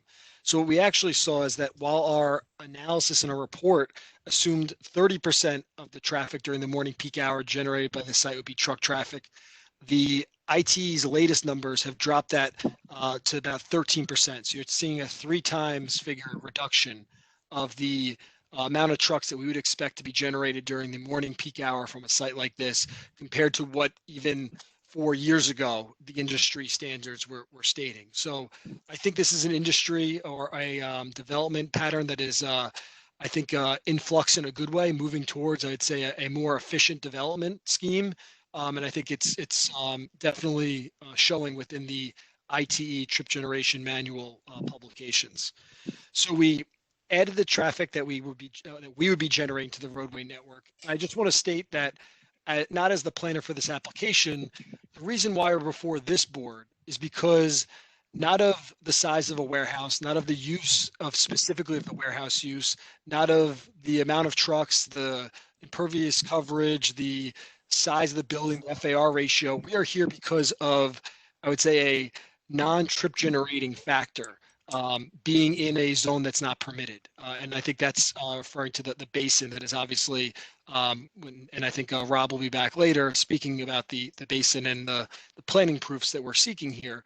But from a trip generation standpoint, this is a permitted use. From a trip generation standpoint, this is a density that is permitted. So while I know this is not a planning board application, typically when you are before boards and you have a permitted use, you're really not looking at the impacts to the overall roadway network. You're looking at how does the site operate in terms of safety on site and how does it operate in terms of the safety getting in and out of the site to the public roadway network. And our access to Veronica Ave, I believe, as Dynamic and our team have worked together, has designed this access point, with safety in mind. We have have that kind of boulevard style entry with a nice wide 30-foot wide drive aisle in both directions so that trucks can make that turn at appropriate speeds. If there's emergency vehicles that are needed to get onto the site, they could easily access the site going both in and out. So I think one of the key aspects of this site is the access plan itself. We have good site distance looking left or right on Veronica Avenue, pulling in and out of this project. In addition, the very long throat width, I think it's about over 500 feet from Veronica Avenue until you reach your first decision point on the site if you are a tractor trailer or a passenger car. That greater than 500 feet allows vehicles, so if there are 2 tractor trailers that arrive at once and come down that aisle and they hit that first stop sign or that first intersection on site, you could actually fit between 10 or 11 tractor trailers before you'd back up onto Veronica Avenue. So I think the design that kind of pull away from the public roadway is a benefit to this site and helps promote, I would say, the circulation and safety of this development. In terms of the intersection, and again, I would, not from a legal standpoint or from a planning standpoint, I would again state that this warehouse development in terms of its trip generation is permitted. We did analyze the Howe Lane Veronica Ave Route 27 intersection. And obviously, anytime you add any traffic to that intersection, you'd be expected to increase some level of delay. What we're looking at is increasing about 1 to 2 cars every cycle to the existing traffic pattern out there. Now, the traffic that we're adding is likely in the morning coming southbound on Route 27, making a right turn into Veronica Avenue. That's not a movement that experiences significant delays. That's the through movement that tends to experience the significant delays. That right turn does not. even the left turn from Route 27 to Veronica, again, would be one of the potential movements to this site, is not an approach that I would say experiences the majority of delays. It's really the through volume on Route 27 that experiences the majority of delays in the existing roadway pattern that we saw out there in early 2020. So again, I think that the volume of traffic that we're adding, it would basically put you potentially 1 or 2 cars further back in your queue to make it through this intersection. And while I do know we are before the zoning board, I again just want to reiterate that in terms of the impacts of traffic, this is generally a permitted use in the sense that warehouses are permitted here, the size of this warehouse is permitted here. And so from a traffic standpoint, I'm looking at it through that kind of lens in terms of evaluating this project. Overall, you did hear testimony regarding the parking layout and parking design for this site. Again, I think everything has been designed per industry standards. You do have nice wide loading parking spaces at the loading bays. I believe they're 13 and a half feet wide and 60 feet long. That's a industry standard. In terms of the tractor, I would say the tractor trailer parking spaces, they're 12 feet wide by 55 feet in length. Again, an industry standard application here of warehouse design. Then I would say the standard vehicle parking space is at 9 by 18, pretty standard for a type of office or employee parking space that has pretty low turnover. So overall, I'm looking at this site from an off-site and on-site standpoint. I don't believe that we are creating a significant negative impact in terms of the roadway network. This is a use that your zone plan contemplated for where we are putting the warehouses on this site. And I think that definitely, again, should be considered as part of this application. In terms of one of the comments in the engineering review letters, they have requested that we would receive a letter from the NJDOT affirming our belief that they have no jurisdiction over this application as it relates to our access points. Again, our access point is on Veronica Ave, not on Route 27. We have filed a letter of no interest request to the DOT when we received the engineering review letter in late, I believe it was late April. Unfortunately, their staffing has been quite irregular down at the DOT, and we have not gotten the response yet. But we have no problem as part of, should the board act favorably on this application, provide that letter of no interest as a condition of approval, obviously as part of a resolution compliance package. So I think that was the main comment as related to traffic engineering in the comment letters that was not hit earlier by Rob as part of the on-site design testimony. Thank you, Mr. Steckler. I have no further questions of this witness. So what you're saying I'm getting is these will likely be 24-hour-a-day operations, or could be. So most of the 24 hours of the day, the traffic that's generated by this facility will probably have a much less impact. And I think did I hear you say that, I don't know if it's your recommendation or, what you have found in your research, that these types of facilities now are shying away from being out on the local roads like the ones that are here during the rush hour, so that has a tendency to mitigate its negative effect a little bit? Absolutely. I think the days of the, I would say the older warehouse developments where, there were, where trucks would arrive at whatever time they decided to show up at, and people weren't able to track when they were going to be arriving at their destination, is long gone. And I believe that, again, this is by no means do I have any idea what the tenant is on this site, but I know that I've worked with other, I'd say, larger shipping companies, and they have extremely reduced the amount of tractor trailers that come through during rush hour to the point where it's 1% of all rush hour traffic is the tractor trailer, because that's when their employees arrive. They don't need the interaction or desire the interaction between a tractor trailer arriving when their main employees would be arriving.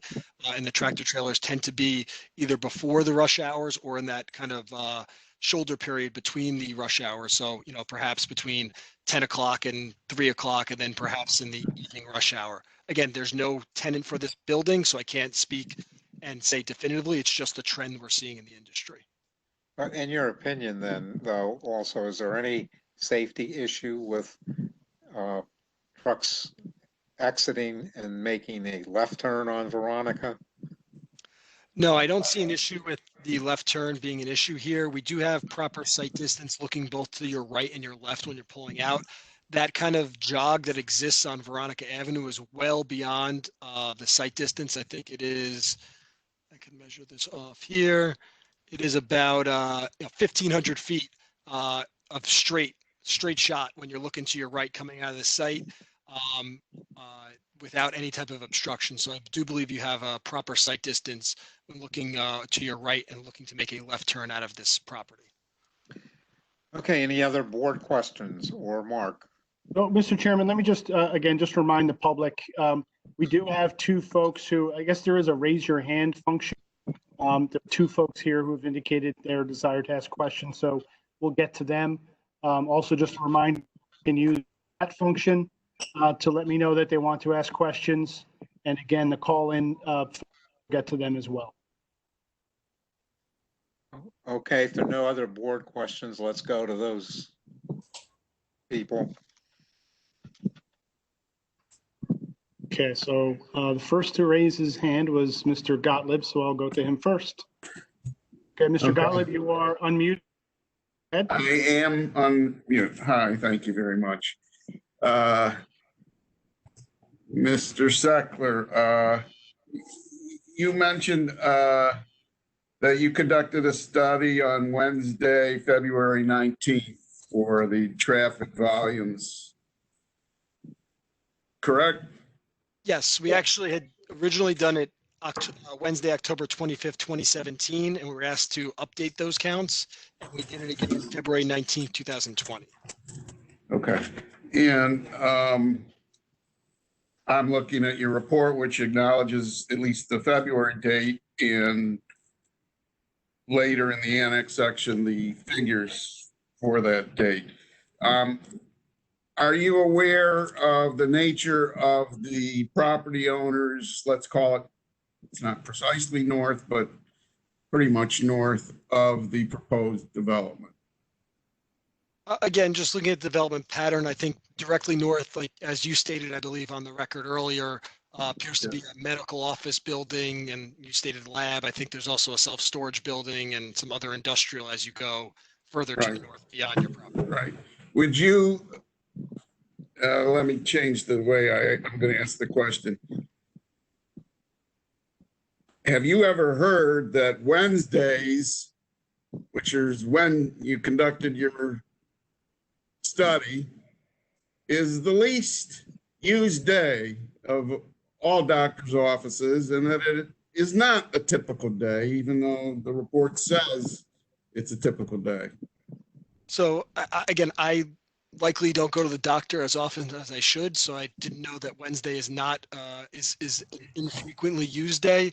That said, the majority of the traffic on this roadway network, and again, we studied both our site frontage as well as the intersection of Howe, Veronica, and Route 27, those 2,500 cars that kind of drove by.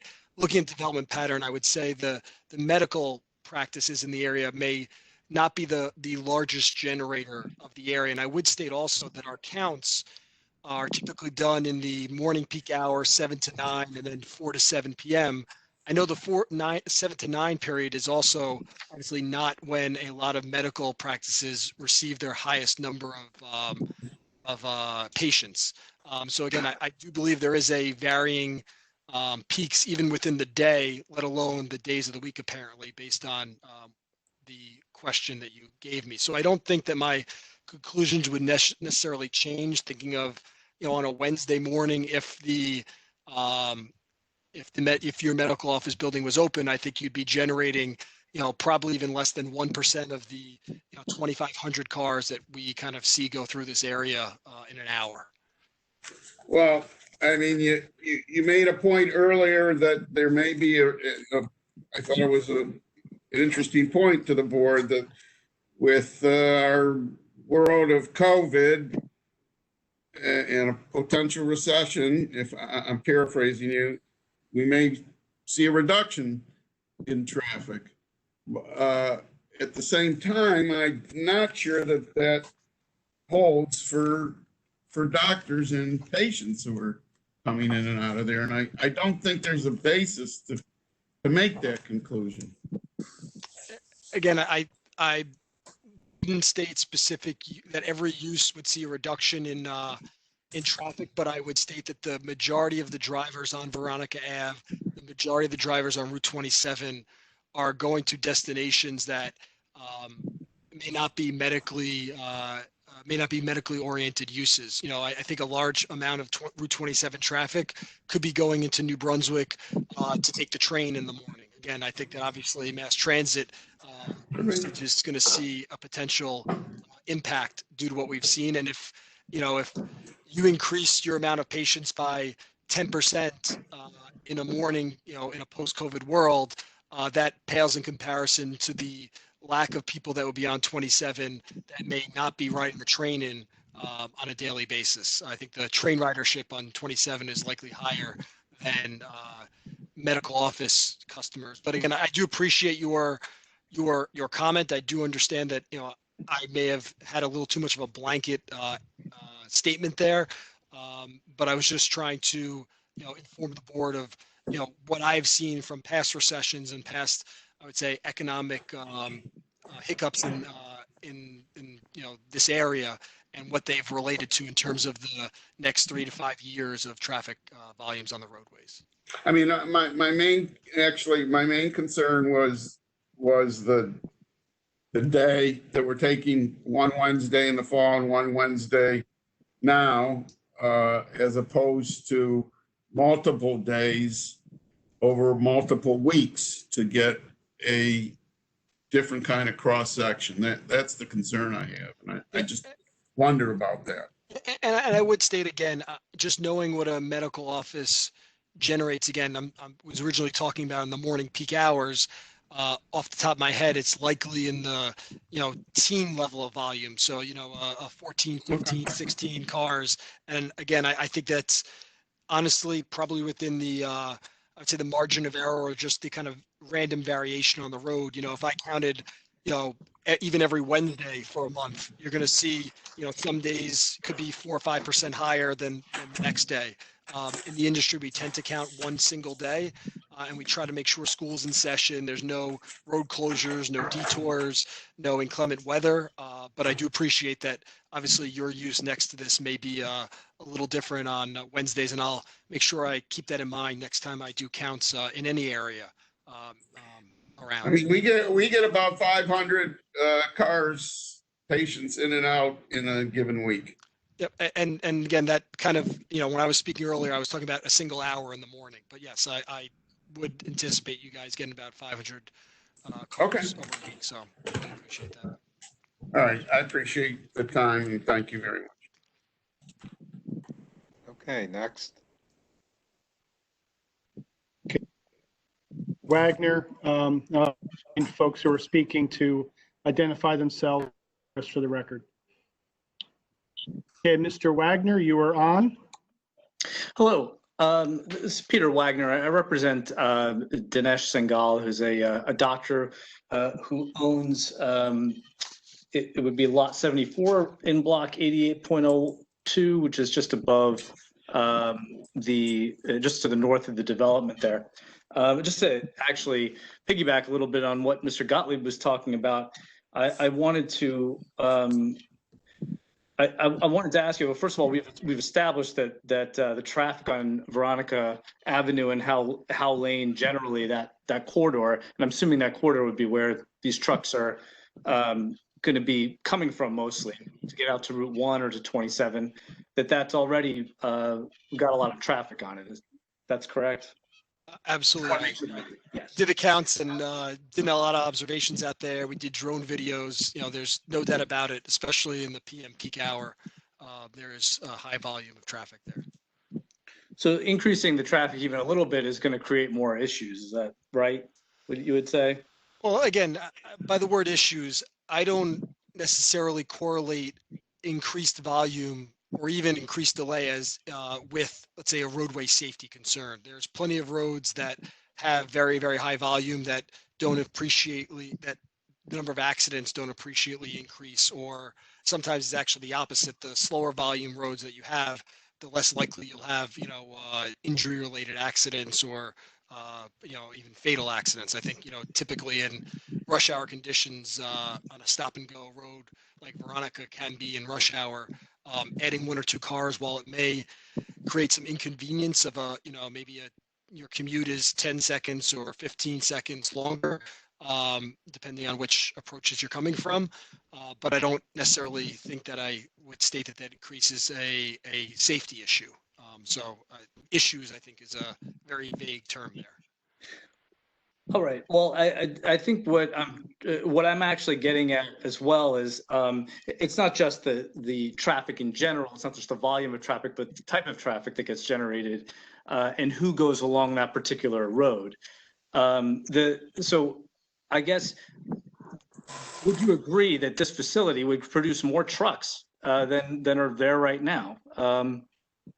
Yes, over a vacant lot, it would create more trucks. But again, I would remind you, and we have our planner coming later, that this is a lot that is, at least the part where the warehouse is on, is a zone that allows for warehouse use, manufacturing use, those type of uses, where you would, the governing body understands when they zone this way that trucks would be one of the vehicle types that would be utilizing a site like this. Right. I appreciate that, but that's a question that I'll ask the planner is to the size of this particular facility. But just from a traffic generation standpoint, you did mention COVID, that I would think that COVID would actually increase the trucks that are on the road there, because more and more people need warehouse space and more people are ordering things online. I don't know. You alluded before. I'm only asking the question to you because you had alluded before to a study that had said that it was actually going to drop. So I was just wondering if you had any knowledge or done any research as far as what the ratio of those trucks to cars would be. Yes. In the new world post-COVID. Yeah. So I think there's 2 things at play here. I would make the assumption, again, we're all making assumptions looking into the future here.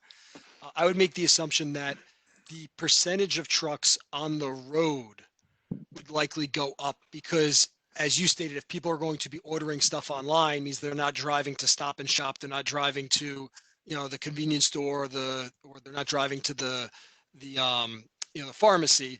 So while trucks may be replacing them, the vehicles on Veronica and Hal will go down. So I would say there's possibility that on the roadway itself, there'll be a higher percentage of trucks to cars, but I would state the overall congestion on Veronica may be actually less, even if we increase the truck percentage, because those trucks are replacing a large amount of potential patrons of the shopping centers or the supermarkets in the area.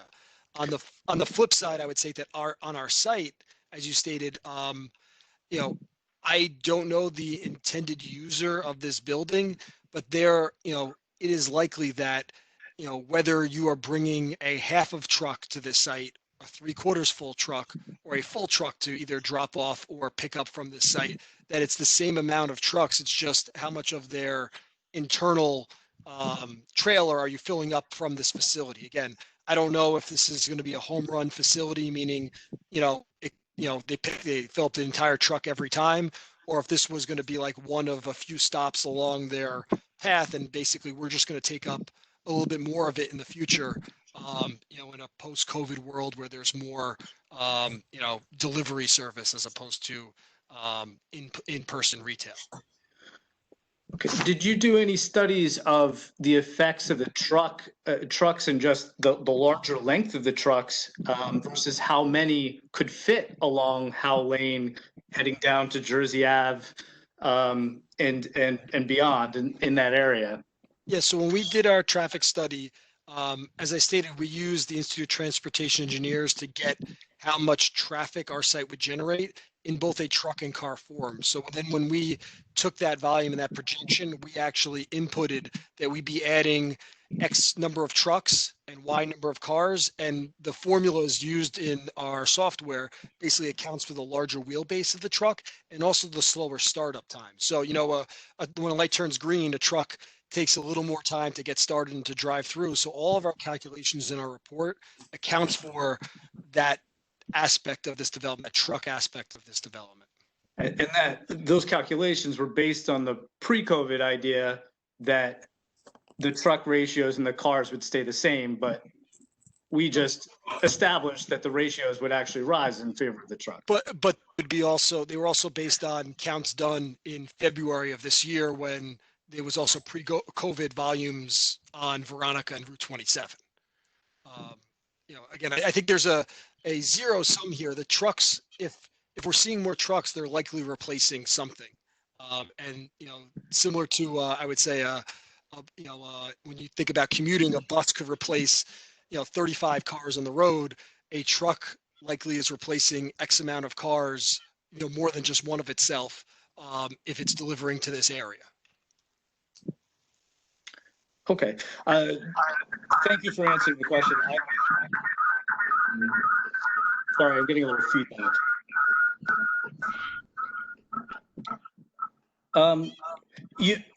As far as the spreading the traffic over time, you mentioned that the warehouse facility, I'm sorry, I was getting a little feedback there. It's a little distracting. You mentioned that the warehouse facility tends to flatten their hours out so that they're not actually generating a lot of traffic during peak times and spreading their traffic over the rest of the day. Is that accurate? From a truck perspective, yes. They're, you know, employees, again, there are many different employee type styles, whether it's a 3-shift, a 2-shift, or some form of hybrid, but the trucks, yes. Okay, and did you do any sort of study based on that, or did you look into that, or was that just a comment that you were making generally about the result? No, so that conclusion was based on 2 different studies that Institute of Transportation Engineers had conducted. One was based on a journal article that was published in 2016, in which they, you know, went out and they counted operating warehouses, and they, you know, count the number of trucks that come in during the hours and count the number of cars that come in and come up with a percentage. And again, those showed 30% of the vehicles in the morning were trucks and 20% of the vehicles in the afternoon rush hour were trucks. Subsequent to that, in a addendum to the trip generation manual, which this addendum was released in late February, that again looked at, it looks like between 21 and 23 sites, and again redid that type of study and counted the number of trucks versus cars, and the AM numbers dropped from 30% to 13% of truck traffic, and in the evening it dropped from 20% to 15% being truck traffic. So again, that was not anecdotal, that was based on, you know, specific studies that our industry has performed and published. What about during the day, during normal business hours, when, say, patients would be coming to see the doctor and that sort of thing? How would it affect those hours? So what I can state is that typically, and maybe this is unfortunate of our industry, is we tend to look at the worst hours of the day on the road. So we look at, you know, the morning and evening peak hour. I can state that overall, the number of trucks percentage going to this versus cars, about 25 to 27% of the vehicles generated by this site will be, based on the IT, would be tractor trailers. I can't state which hours of the day those 27% go, but obviously if we're 13% in the morning and 15% during the evening, it obviously has larger percentages in the middle of the day. But that's also likely because in the middle of the day, our employees are not coming in and out of the site. Just like most places of employment, you know, you have a large number of people that arrive and, you know, start their day. And then in the middle of the day, there's probably very little car activity. But, you know, even if there's 4 trucks and 4 cars, we're at the 50% number at, you know, in the middle of the day hour. So again, I just wanted to give you the numbers since you asked, but I can't speak specifically to at 10:30 how many trucks are there percentage wise, at 11:30 how much are there, but I hope I informed you of that. Well, would you agree that there'd be more trucks during the day than there are now? Yes. There's Based on, nothing there now. Yes, there's I nothing mean- there now. This is a vacant site. there are no. Well, I mean, trucks on Veronica. You're not saying that there are no trucks along Veronica Avenue, are you? No, I'm saying generated by the site. Sorry, generated by the site. I understand. So this would now generate truck traffic along with the other truck traffic on the site. Yes. Correct. Is that correct? Okay. Thank you. I have no further questions right now. Thank you. Okay, Mark, any others? Yes, we have one other. And if I could just ask Mr. Gottlieb and Mr. Wagner, if you could put your hand down, and that way, when it comes to comments, you can raise your hand again, and I'll know I want to add comments at the end. So if you could put your hand down. I'm going to bring up Mr. Lampert, and I'm going to unmute you, Mr. Lampert, and you are now unmuted, so go ahead. Hi, you can hear me? Yes. Okay, so I'm Dr. Lampert. I am a tenant of 75 Veronica Avenue. I'm an oncologist. I want to echo a lot of Mr. Wagner's thoughts, but I think it goes a little deeper than that. We're talking about post-COVID and the next 5 years. I don't know that anybody knows not only the next 5 years, but beyond that. And presumably these buildings are going to be built pretty well, so they'll last more than 5 years. So, is there a situation where post-COVID we actually see more traffic because people are not coming in together, but it's just not feasible to work at home? So I think, jumping onto kind of COVID's back and saying, well, post-COVID, there'll be less commuters. I'm not sure that we necessarily know that. And I don't know if that was the question ended for me to answer. Again, everything within our analysis, the counts, the report, all that was done, I would say, pre-COVID, with all the data that you typically would see in the industry. I was just stating, because obviously it's, from when that report was published to now, there's been a lot of changes in the world. I was just stating what I see as the near term projections of the area. But again, yes, you are correct. If this was done, like I said, in a vacuum, like I said, the report was done pre-COVID. We included all our analysis, all the results, looking at all the data that has been collected in my industry up until this point. I imagine my industry is going to be very active once, things start getting back to whatever form of normal there is. And as much information needs to be scrubbed and redone, we're going to prepare that as an industry. But unfortunately, I don't have that crystal ball at this point. Okay. We don't really know who the tenants are going to be. So I'm not sure that we can necessarily say that they'll be restricting their hours. If you're talking about a tenant that might be sort of a partial full kind of tenant, they're more likely to be an 8 to 5 kind of tenant than a late at night tenant. So I think until we know who the tenants are, again, it's kind of hard to say what the effect of the traffic is going to be. And again, what we utilize in order to draw our conclusions and to do our reports is based on field studies performed at other warehouses. Now, like you said, there's warehouses that operate in many different ways.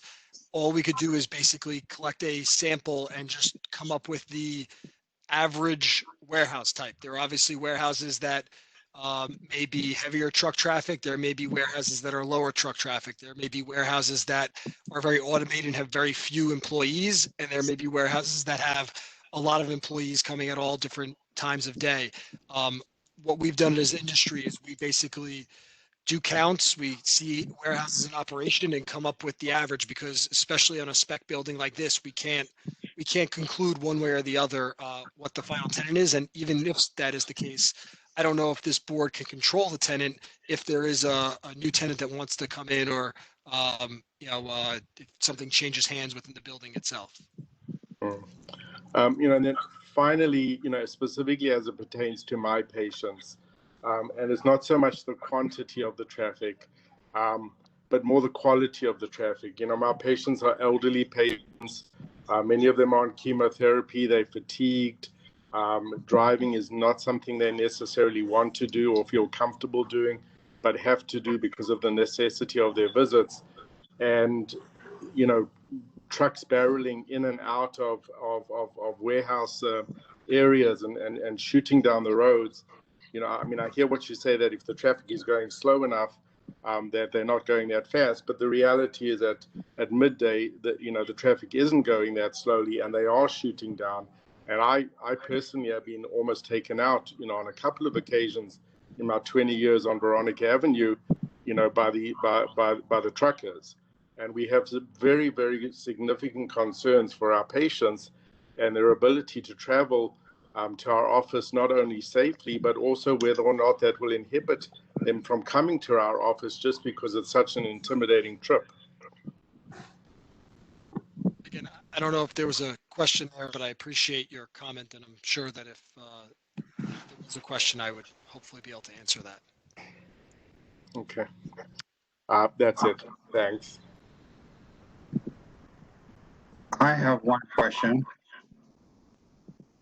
Can anybody hear me? Yep, Alan. Yes, I have one question. What is the level of service at that intersection? By that intersection, do you mean our site driveway, or you mean the intersection of how? That controlled intersection, yes. Yeah, so let me pull it up in report. So that intersection operates at a level of service a D in the morning and F in the evening. It's basically at capacity. When you basically have movements where it takes more than one cycle to get through, you typically are at a spot where you're at, you know, by definition at capacity or beyond. So a non-level service F, you generally wouldn't have to wait through multiple cycles to get through. And again, anyone who's been out there has experienced that.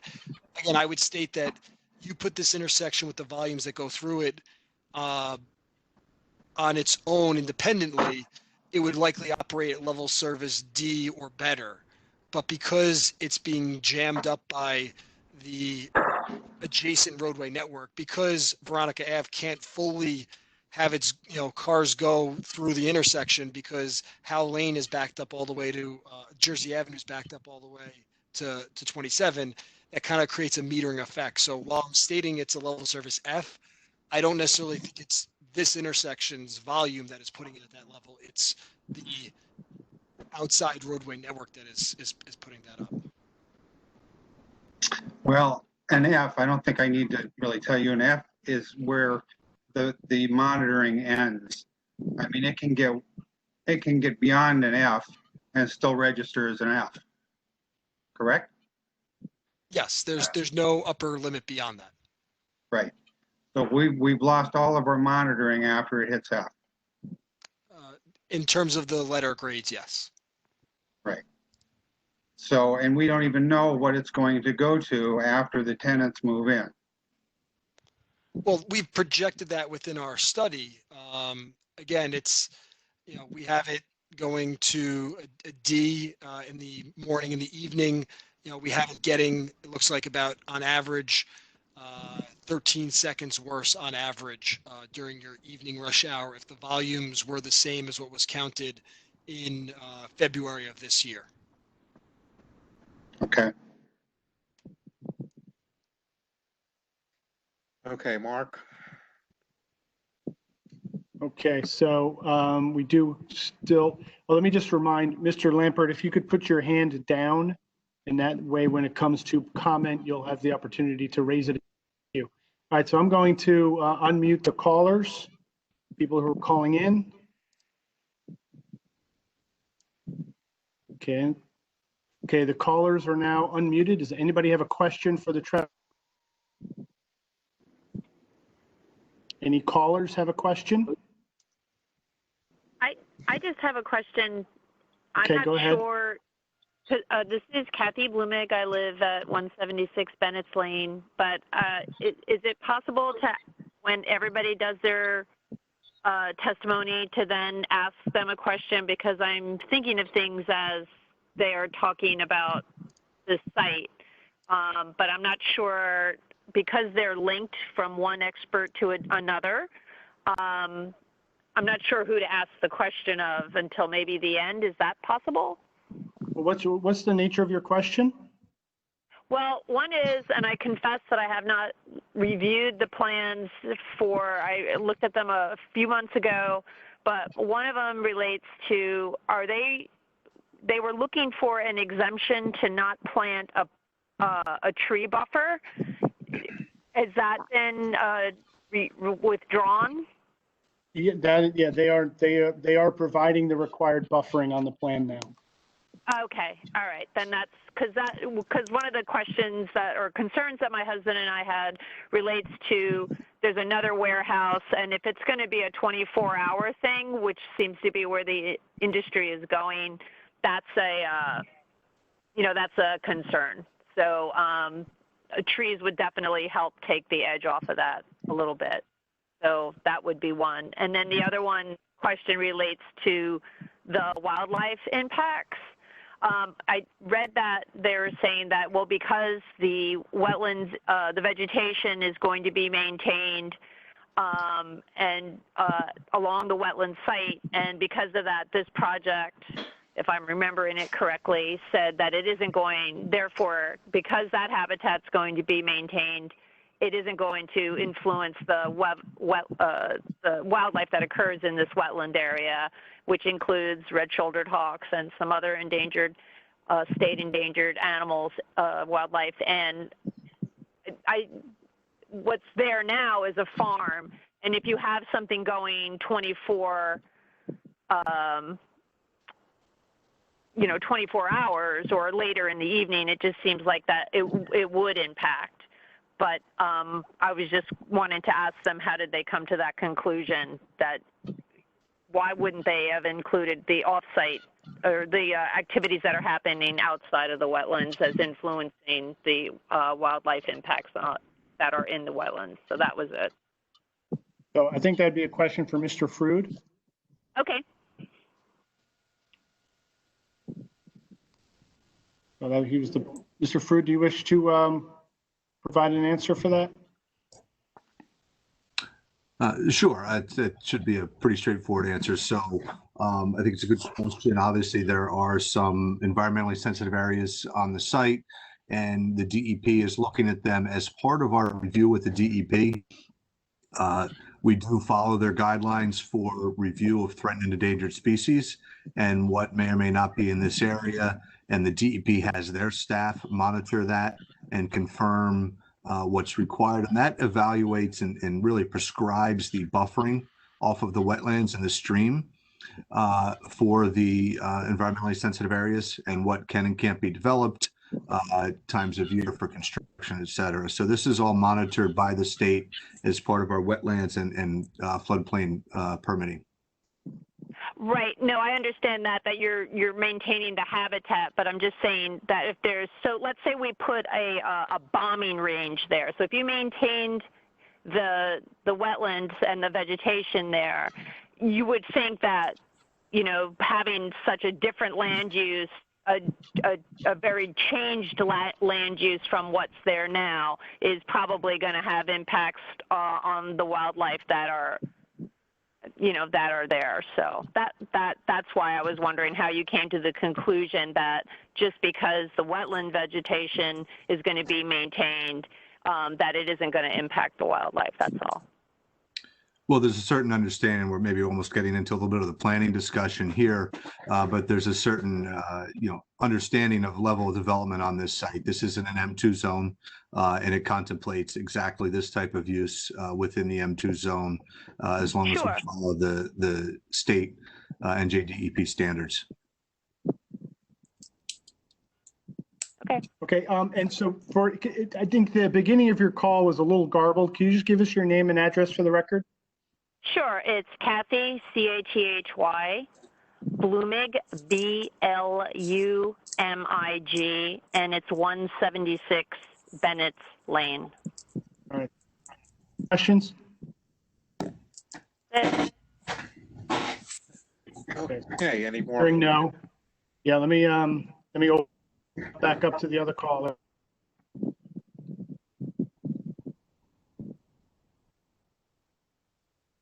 Unmute all of them again.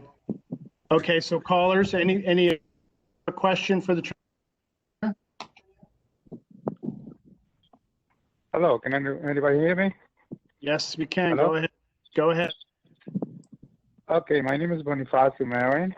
I live in 1341 Hamilton Street. Block numbers 352, block numbers 4. I live right at the light.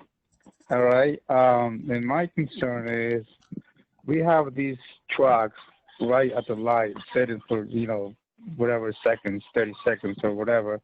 And that noise and the pollution, we got more and more and more.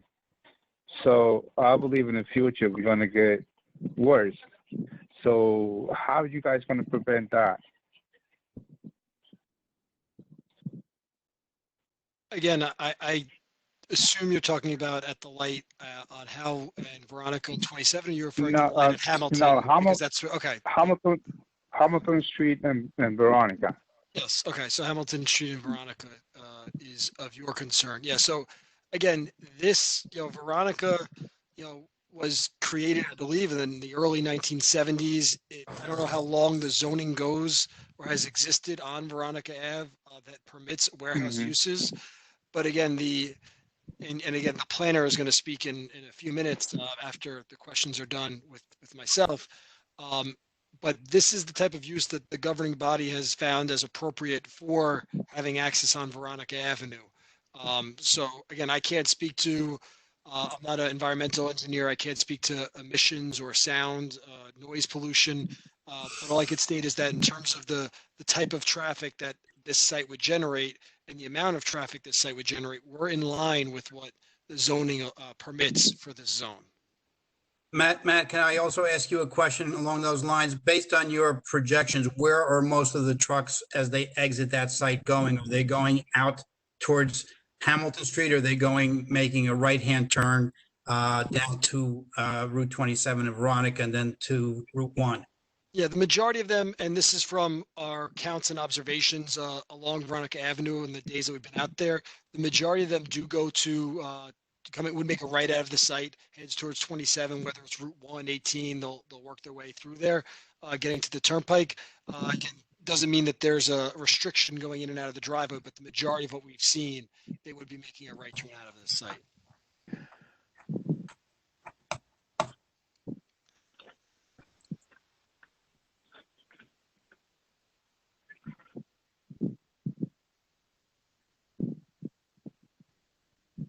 Okay, so I'm going to, Mr. Chairman, I guess I should open it back up just for the callers. If there's any more, fine. If not, we'll take the next witness. Chance for the callers to ask a question of the traffic engineer. Okay, callers. Okay, the mute. Yeah, so go ahead.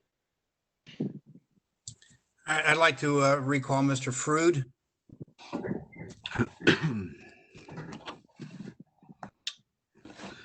Good evening again. Mr. Frood, you were qualified both as an engineer and as a professional planner.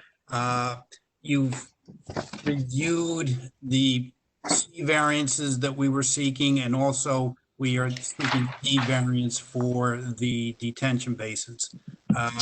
Can you give the board some testimony to justify and support those variances, please?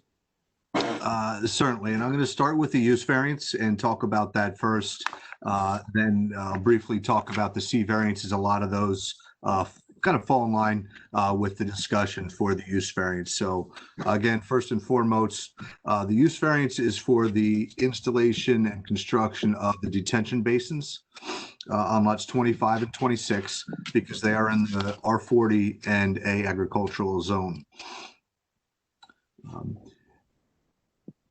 As we pointed out during the initial discussion, all of the warehouse use is located on the development application area 13 in the M2 zone. So all of the development is within the properly zoned area. The only components that are within the other zones, the A or the R40 zone, are the detention basins. Now, on their own, each of those detention basins would be permitted or associated with a use within either of those zones. A residential use constructed in either of those zones would probably have a detention basin, and that detention basin would be located on those lots. So that use in itself isn't unfamiliar to those zones. It's only by virtue of the fact that they're connected to the uses in the M2 zone that are, again, permitted as of right in this area. So it's a little bit of a unique situation to have that in play. As we talked about in direct testimony, specifically on lot 25 in the R40 zone, excuse me, that's 25 in the R40 zone. There is the limited upland outside buffer developable area is only attached to the M2 zone. As you get to the frontage on Bennett's Lane, where access to a residential development would be proposed, you're encumbered by wetlands and floodplain. So the only development potential for that lot really is attached and associated to the M2 zone. So what we've done is utilize it for the most benign purpose and use within that, which is the above ground detention basin. Similarly, as you move to the west on lot 26, which is the agricultural zone, a basin would be familiar in that zone if it were residentially developed. In this case, it's only associated with facility 1. The basin itself is about 100 feet wide. And as we mentioned before, beyond that basin is about a 50-foot wide landscape buffer. So that all things, again, that would be familiar in the zone would serve to protect and screen that area and actually further separate any residential proposal within that agricultural zone, further push that away from the industrial, the warehouse use there. So that's, again, a little bit of background on where we are. As we talk about a use variance, we look at the positive and negative criteria and how we can advance the purpose of the municipal land use law. In this case, there are several purposes of the municipal land use law that are advanced. The first is purpose A, which is to encourage municipal action to guide the appropriate use or development of all lands to promote public health, safety, and general welfare. Again, this is appropriate use in the M2 zone. It is appropriate uses in the A and the R40 zone, but because they are connected, if you will, it creates the use variance situation. But otherwise, this is the appropriate use of lands in these zones. Item C, purpose C of the municipal land use law is to provide adequate light, air, and open space. In this case, as we provided testimony during the site plan, this site within the M2 zone satisfies the maximum coverage limits of 65%. We're actually about 10% under that.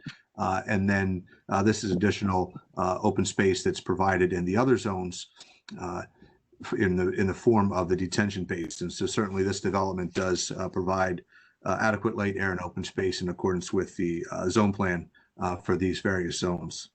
And the final, the third next is purpose I of the municipal land use law, to promote a desirable visual environment through creative design techniques and good civic design and arrangements. And in this case, again, the provision to have that detention basin and landscape buffer between the residential and the parking for the tractor trailers provides that. The buffer certainly enhances that view, and putting the detention basin on lot 25 within that wooded area certainly helps screen and provide an appropriate visual from the Bennett's Lane frontage. So we see that we're promoting several purposes of the municipal land use law, which is one aspect that we have to look at. The second is the negative criteria or negative impacts of the proposed development. As I stated, the warehouse is appropriately located with the M2 zone. The wet pond and the recharge basin are features that may be found in a residential development. Therefore, we feel that any impacts are basically mitigated by the fact that these are uses contemplated in the area, and that there would be no negative implications from that. Further, the easement and additional over the basin, additional 50-foot landscape buffer helps mitigate any negative impacts of the basin use within the zone. Again, we're looking just at the basin use. The overall warehouse use is permitted within the M2 zone. So that's an overall big picture look at the use variance and the positive negative criteria there. Then as you break down into the three C variances, those fall in line a lot with the design considerations that were put into play for the use variance. The first is the accessory structure setback. As we said, that's the pump house and water tank. 100 feet is required from the residential zone. 50.8 is provided to the residential zone. When you stack on top 100 feet of detention basin easement, you get to, again, 150 feet setback from any effective residential area. On top of that, you have the 50-foot landscape buffer. So there's significant separation in that area. So this can be looked at in the form of a C2 variance with similar applications of the purpose of the municipal land use law through the separation provided by the detention basins. And again, any negative impacts we feel are mitigated through the buffering provided and separation provided by the basins. Similarly, the next variance is for parking lot setback to the residential zone. 25 feet is required, 21.2 feet is proposed. Again, that's a measurement to the zone. In this case, the agricultural zone, which could be used for residential purposes, would have an additional 100 feet of basin easement that would separate any effective residential use in that area. So you're really looking at about 121 feet before you get even to the 50-foot buffer easement. So you're well over 150, 170 feet from the residential use for the parking. So for the same reasons and advancements to the municipal land use law that were discussed in the use variance, we feel apply to the setback of the loading on that line. And again, any negative impacts of that are certainly mitigated by the additional separation of the basin and of the buffering that's provided. The final variance is for the drive aisle width. Again, 26 feet is required. The relief is requested in the northerly employee parking area off of Facility 1. All of the other drive aisles are in excess of 30 or greater feet for the trucks and adequate circulation. But in the areas where it's only passenger vehicles for employee parking, we feel that 25 feet, it's an appropriate design standard, and it reduces unnecessary impervious coverage. We're already well below the allowed impervious coverage. It's not a matter of cutting a couple feet to get to a compliant situation. We're well within the standard. It really is just a good design technique to limit unnecessary additional impervious coverage. And again, the negative impacts, turning movements in and out of those parking spaces are more than adequate with the 24-foot drive aisle. So we feel that that is, 25-foot drive aisle. So we feel that's appropriate and there would be no negative impacts. The final consideration is the design waiver requesting, as I mentioned in the direct testimony, it's lighting along the rear property line towards a residential zone. In this case, the A zone would be considered the residential zone that shall not exceed 0.1 foot candles. We have instances along that property line that get to 0.5 or 0.6 foot candles. Again, a half a foot candle is about a moonlit night, full moon illumination. So it's not significant. And that is along that line, again, additional 100 feet of detention basin, and then another 50 feet of landscape buffer, separating the residential use from the lighting where it is. It's just a matter of where the property line is in this case, but effectively that line moves back with the basins. And we're only going about 30 feet into the basin before we get to a 0.0 foot candle reading. So it's a minimal impact over the line, and in my opinion, no impact to any residential activity if it may be developed on that lot. So when you look at all that together, we've looked at the positive criteria and the benefits of municipal land use law that are advanced by this application. Again, specifically the use variance for just the detention basins on those lots. The M2 zone does contemplate the use that's proposed on the balance of the property. It's my opinion that based upon that and weighing positive and negative criteria, that this would result in no substantial detriment to the public good, and the granting of these variances would not substantially impair the intent or the purpose of the zone plan and the zone ordinances. Mr. Fruit, during your engineering testimony, you indicated that you looked at and could have put a detention basin under the parking on the M2 property. Is that correct? Yes, it was an alternative analysis that we looked at. Given the conditions, we felt that it was more appropriate to put an above-ground basin in. And again, it does provide additional effective screening by utilizing that area for an above-ground detention basin. Okay. However, a below-ground basin could be provided. It could, yes. Okay, so that if the board were to say, no, you can't put your detention basins in the R40 or A zone, the developer would then put an underground basin in. It does not result in the diminution of the size of either of the two buildings. The site would be identical. It would look the same. Everything would be the same, except there would be an underground basin, and there would be less of a buffering because from the at least the A zone, the residential zone, the R40, there's never going to be any development there anyway, so that's not that relevant. But if there was a development in the A zone, you'd have less of a buffer if the detention basin was eliminated, correct? That's right. Essentially, if that was eliminated, the 50 feet of buffer screening and evergreens would be pulled up to the property line, and you would lose about 100 feet of separation there and pull everything closer. Thank you. I have no further questions. Before we go to the public or anything like that, I just had a thought on the northern border where the office buildings are.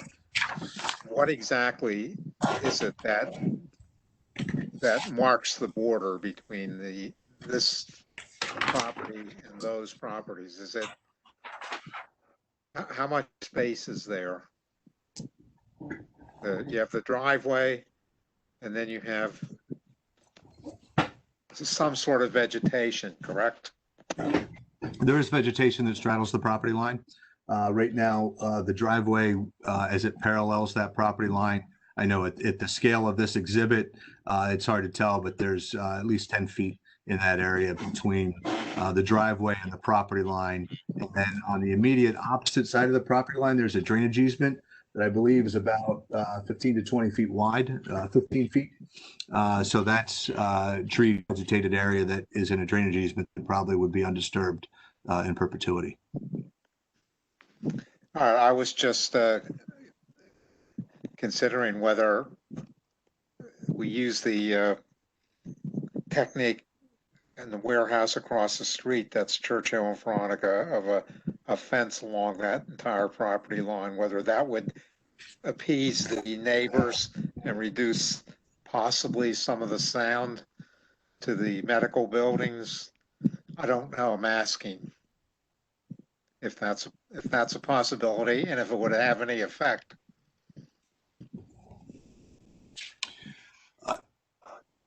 So whether or not we do it, I'd have to, obviously consult with the client. I think it would delineate the property line.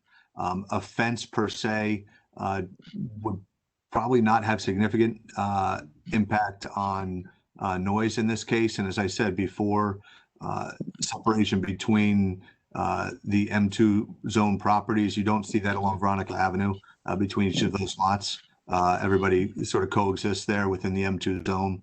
A fence at best might prevent some litter from blowing around, but otherwise it'll just delineate the property line.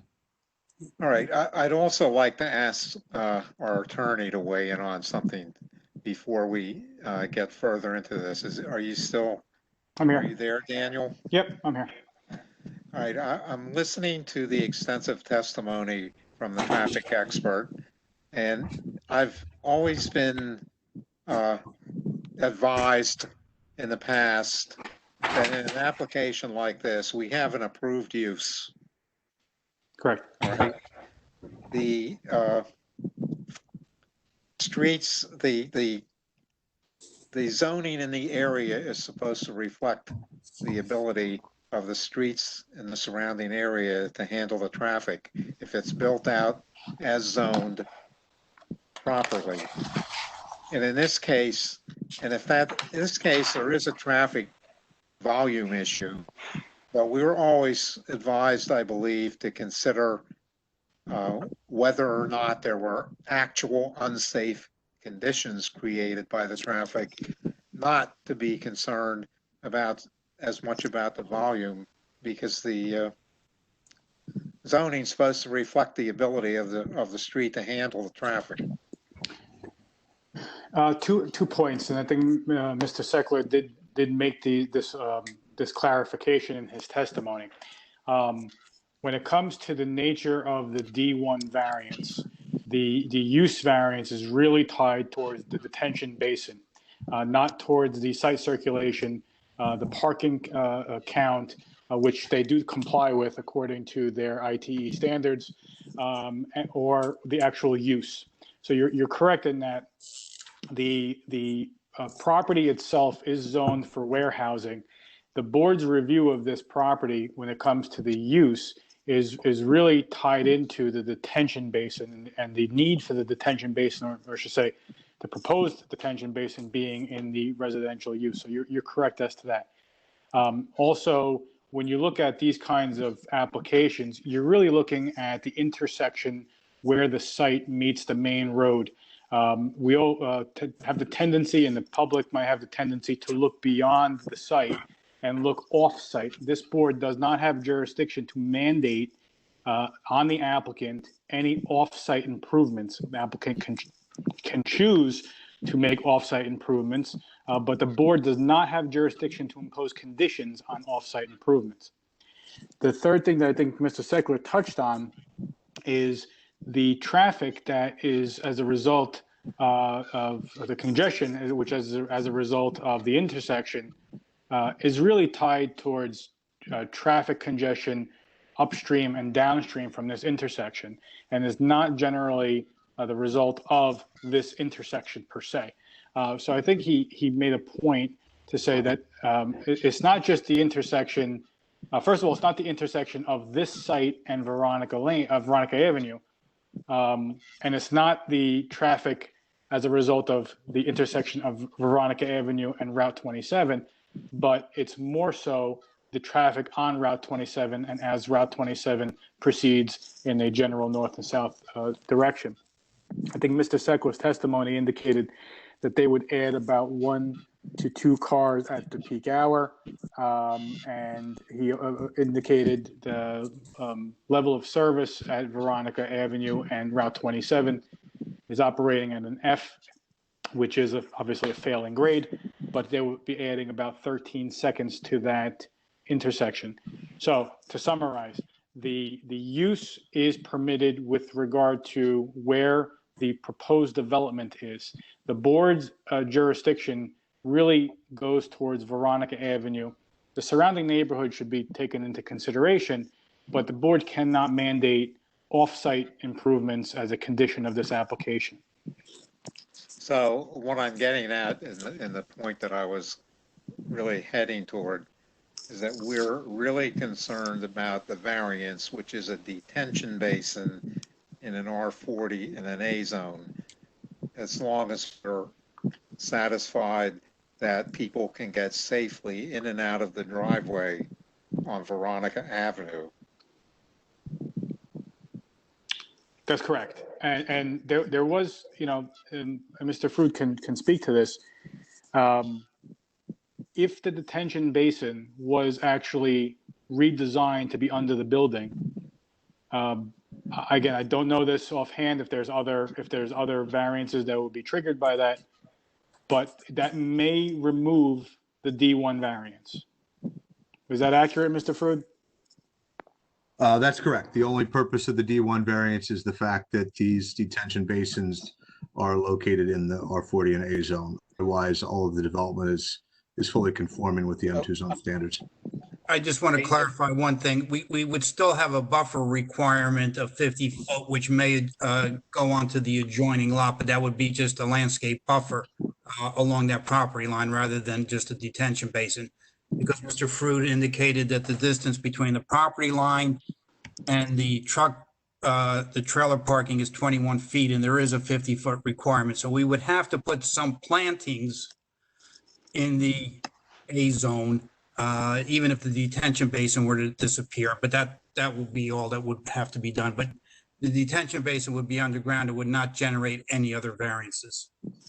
If the detention basins were underground in the original application, wouldn't this have been a planning board application? Correct.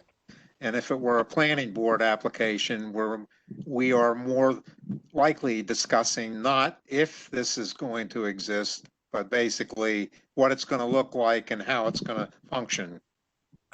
Well, I agree with you, and I think in this instance, you still have to look at what it's going to look like and how it's going to function, and that's the testimony that we presented. And to that extent, you're acting like the planning board. The only reason you're looking at the application, again, is because of the detention basin. But in reviewing the site plan, you're sitting in the shoes of the planning board and doing the same review and the same analysis. I understand that. I'm just trying to make it a point that we need to look at this cautiously because it is an approved use. That is zone correct. that we established. That is correct. Okay. Any board questions or comments, or should we open it to the public? Open it up and let's see what, well, let's just caution people not to repeat what other people say if they can hear it, and try and make new points because we had some rather extensive discussion on the traffic and things before. Mr. Chairman, I believe in terms of the status of this, we are at a public questioning of Mr. Frood's planning testimony. That's true. Okay, so the public can question, and then we'll go to comment. Right. Okay, so I do. Mr. Wagner, who just raised his hand, which I'm assuming is for questions of planning testimony. You're unmuted. Yes, thank you. A really quick question. This may be a little bit on the engineering side as well, but my question was just, is it possible to shrink this site to the point where you could have an above ground basin in the M2 zone? What's the relevancy of the question? Anything is possible. The question is, does it have to be there? So it is possible. Look at the underlying zoning controls in the M2 zone, which allows 65% development coverage, and we're at about 54%. It allows 50% coverage by buildings, and we're at 25%. So those are really the underlying controls that we look at in the M2 zone as far as how much the town fathers and planners have established for this property and for the zone. So it's not necessary to have the basin on a different lot in a different zone. You could have it in the M2 zone, just like was contemplated by the ordinance. Is that right? So when we look at this, and I'm engineering and planning, we're kind of the discussion goes hand in hand. When you take a step back and look at this from an overall perspective and what's the best use of the property, and you look at the environmental constraints that exist on the property with the wetlands and the floodplain, and the fact that we are still well below the coverage limits within the M2 zone with the development that's proposed. You step back and you look at what's the best use of the property and what's the best use, for example, especially on lot 25, got that appendage of detention basin number 2 that's in an area that's kind of the only use that's available for lot 25. So that's a very good use of that property. And then on the lot 26 and the other zone, the agricultural zone, again, it doesn't come without cost to the applicant. Obviously, that property is something that they have to negotiate on in order to put the basin there. So this isn't a freebie, if you will. It was part of the overall consideration, and putting the basin there again we looked at it when you take a step back and look at the big picture. Getting 50% coverage and 25% building coverage in the M2 zone is kind of the best use of the property. Extending the buffer by putting the basin in the A zone provides a better buffer to the residents.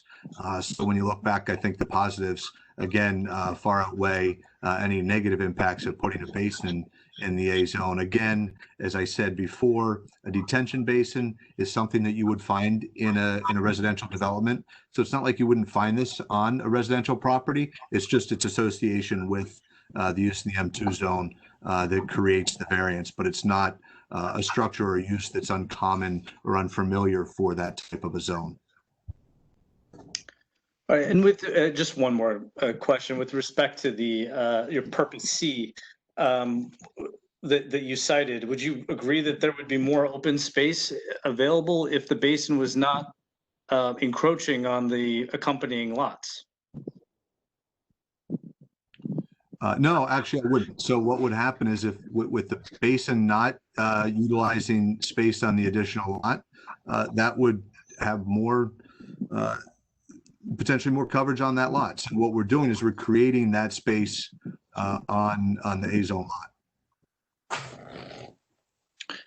So, so if you were to put the underground basin in the M2 zone, you're saying that there would be more, there would be less open space in the A zone. Is that correct? So you're gaining 100 feet of depth by over 1,000 feet of length there of detention basin that essentially is open. So when you look at light air and open space, again, we're far below the zoning controls within the M zone, and we're creating that additional above and beyond open space of a couple acres within the A zone. Okay, thank you. I have no further questions. Thanks. Thank you. Any others? Okay, Mr. Wagner, if I could put your. Sure. Want to make a comment? We'll get you then. Okay, now I'll go to callers. I'll mute all of the callers once.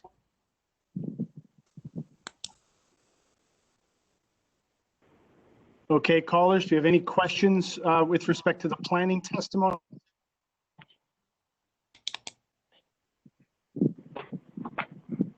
Anybody have a question for them?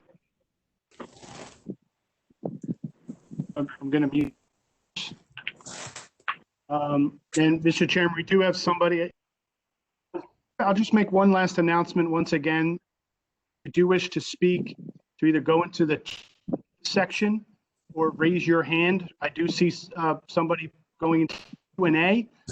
Yeah, I call that somebody wants to speak public comment period, but for the other people, again, either raise your hand or go into that way spot you. Thank you.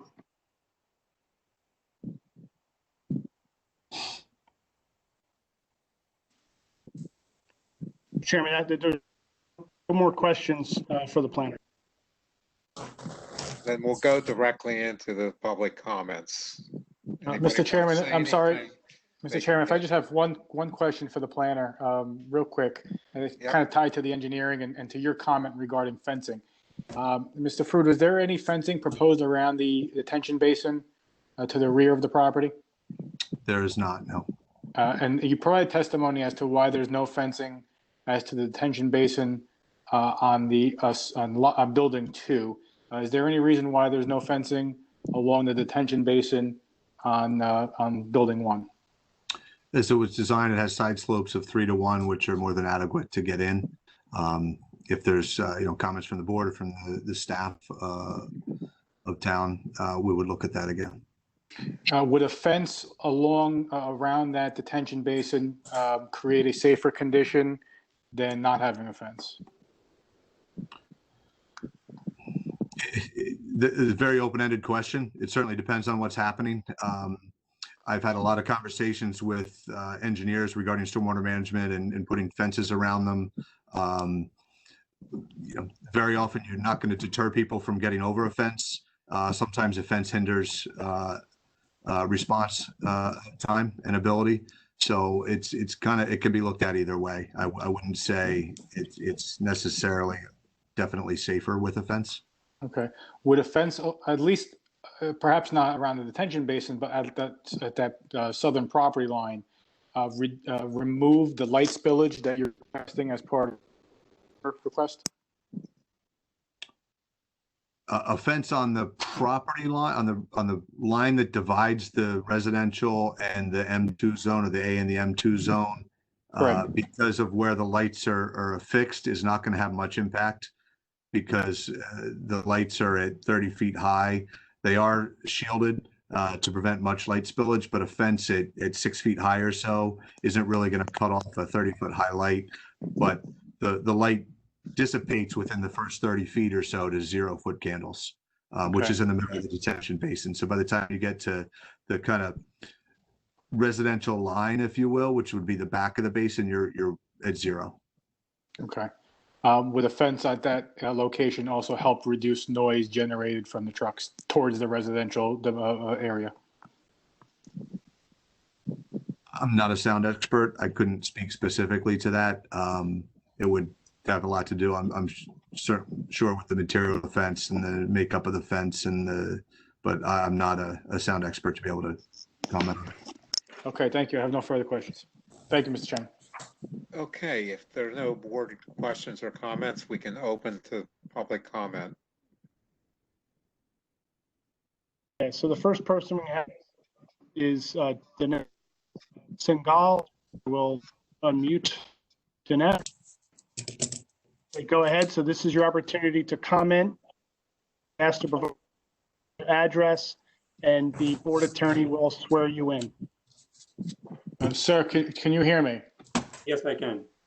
Can you please raise your right hand? Do you swear or affirm the testimony you're about to give will be the truth?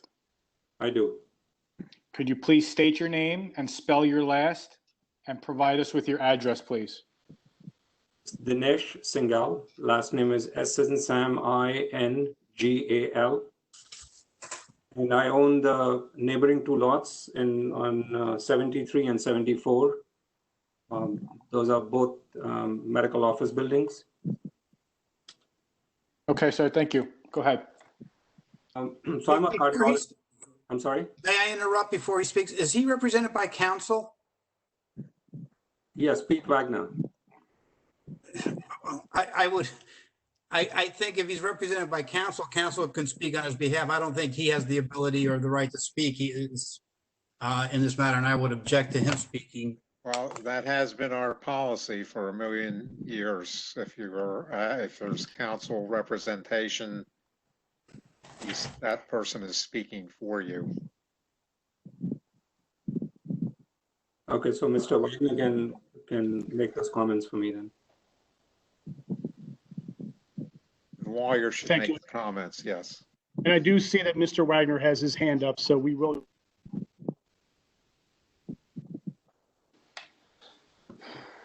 Okay, so I'm going to go to next would be Mr. Gottlieb. So we'll unmute Mr. Gottlieb. Okay, go ahead. Thank you. Hold on, Mr. Gottlieb. Mr. Gottlieb, I'm going to swear you in. Do you Okay. swear or affirm the testimony you're about to give will be the truth? I affirm. I'm going to make a few comments. Sure. Again, please state your name, spell your last, and provide us with your address. Jonathan Gottlieb, G-O-T-L-I-B. I live at 31 South 4th Street in Highland Park. And I'm here representing Gordon and Veronica Avenue, both buildings that I referenced earlier, which is 75 Veronica Avenue and 77, 79 Veronica Avenue. So my first comment goes to the issue of noise, smoke, interference, truck traffic along the loop road behind our property. I think it's certainly well known that there is. We've done it in other projects. I've done it with some of the people here. in other projects. There is fencing that can dull the sound, and good high trees further protect the medical facilities from that kind of, let's call it pollution, or I'm calling it pollution and interference. And I'd like to see it done as any kind of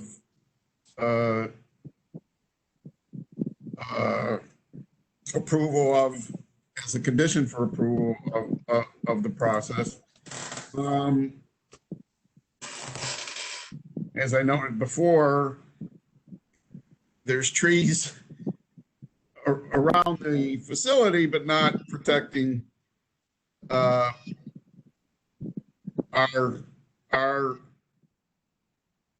property owners there. And one of the experts' comment was, well, it hasn't been done along that route, But the reason why it hasn't been done is we've never had a warehouse behind us.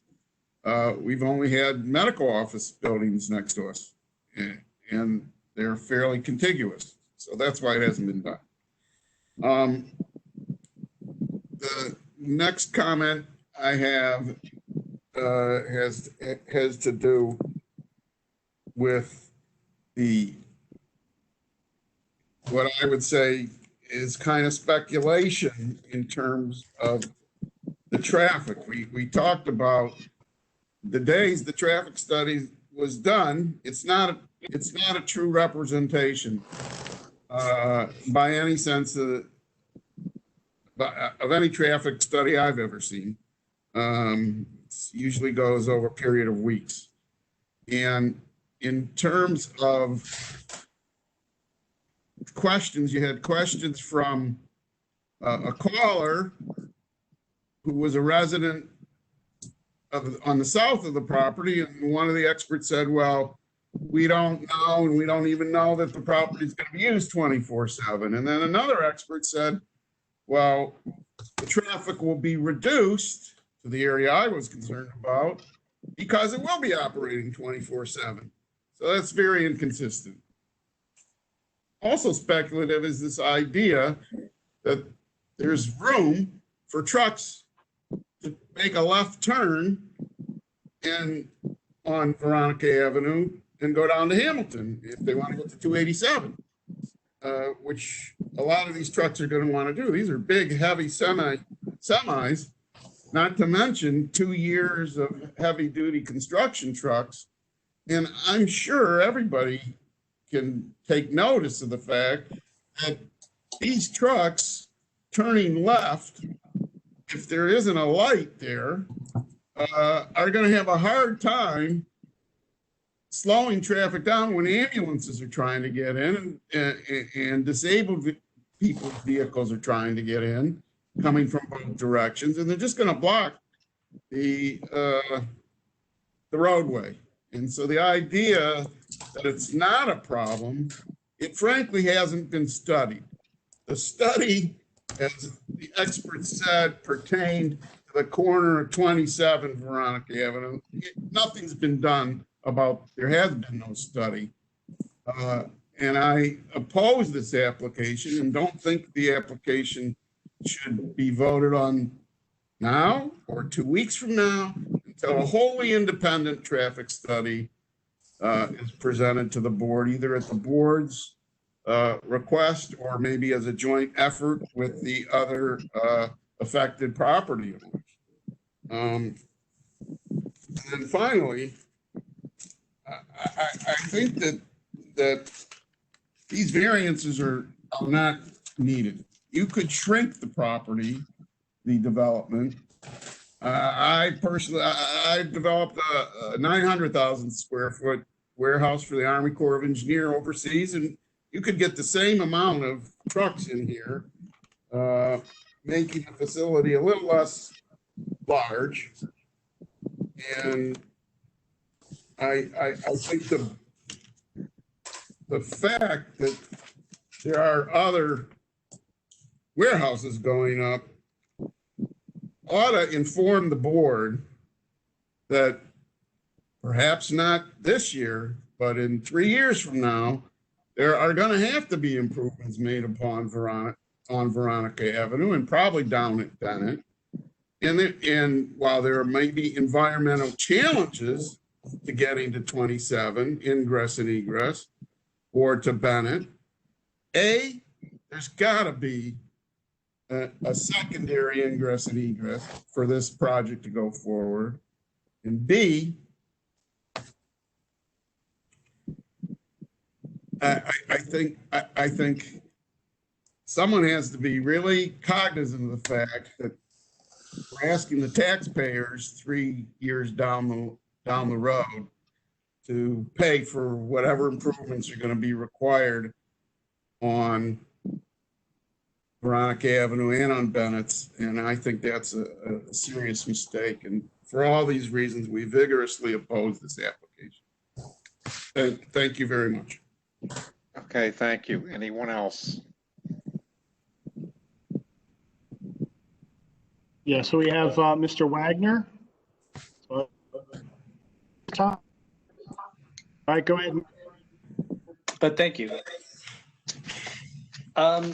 Yeah, well, first of all, I'll comment on what my client was going to testify to. I apologize to the board. I assumed that he would be able to, that if I couldn't elicit testimony, that I guess we could, I'll just give the testimony on his behalf. As my client mentioned, he owns lots 73 and 74 along Veronica Avenue. He's a physician, has a lot of elderly patients, like one of the other doctors who called in earlier.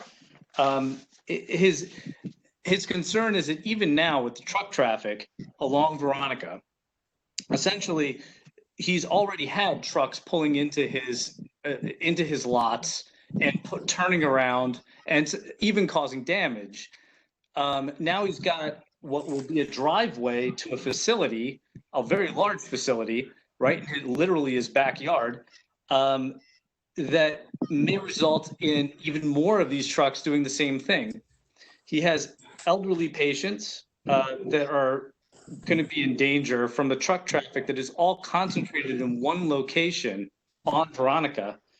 They're 80 or 90-year-old patients who have enough difficulty getting to the doctor already, as Mr. Gottlieb stated before, and by the way, I second a lot of pretty much everything that Mr. Gottlieb said. So just to get that on the record, that is a primary reason. The safety concern is the primary reason that my client called me and asked me to represent him here today. It also dawns on me that part of what is difficult about this application, part of the reason that there's use variances and everything else, is just the sheer size of the place, and then reducing the size of the place would also reduce the truck traffic and some of the other issues that we're trying to address here. This definitely goes against criteria H here, to encourage the location and design of transportation routes which will promote the free flow of traffic while discouraging location of such facilities and routes which result in congestion or blight. That is part H of the MLUL. And I think that's our primary concern here, is just that traffic gets mitigated. This facility apparently doesn't allow for more than one entrance and exit in any given place. I think that's inherently an unsafe condition and reason alone to object to the application. This is also just a use issue. None of the physicians on this road who bought these buildings anticipated having a warehouse in their backyard when they decided that they were going to take patients here and all that. So I think that's another thing that the board needs to consider. So with the safety issues and the fact that you could shrink the facility in order to not even need the use variances, I think that's a really strong point. So just in summary, with all of those points made and with Mr. Gottlieb's comments, I would submit that the positive criteria in this matter don't outweigh the negative criteria. That it runs counter to, as I said, NJSA 40:55D2H, and that for those reasons, we believe that the benefits of the public associated with granting the proposed variances do not outweigh the detriment to the neighborhood and the community in the immediate area. And there are really no special reasons that the use variance should be permitted in this matter, given the fact that you could shrink the location. So for those reasons, we also vigorously oppose the application. Thank you. Okay, anyone else? Okay, so I'm going to unmute the caller. I have just unmuted the callers. Does any of the callers want?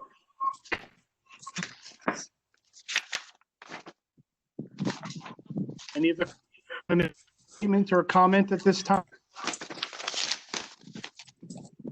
I'm not hearing any, so I'm going to. So let me just check one last time, see if there's any. See if anybody in the chat.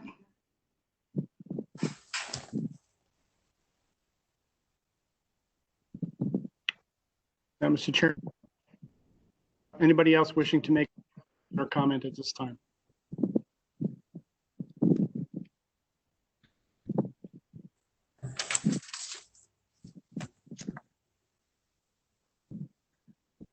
Chair, have if Mr.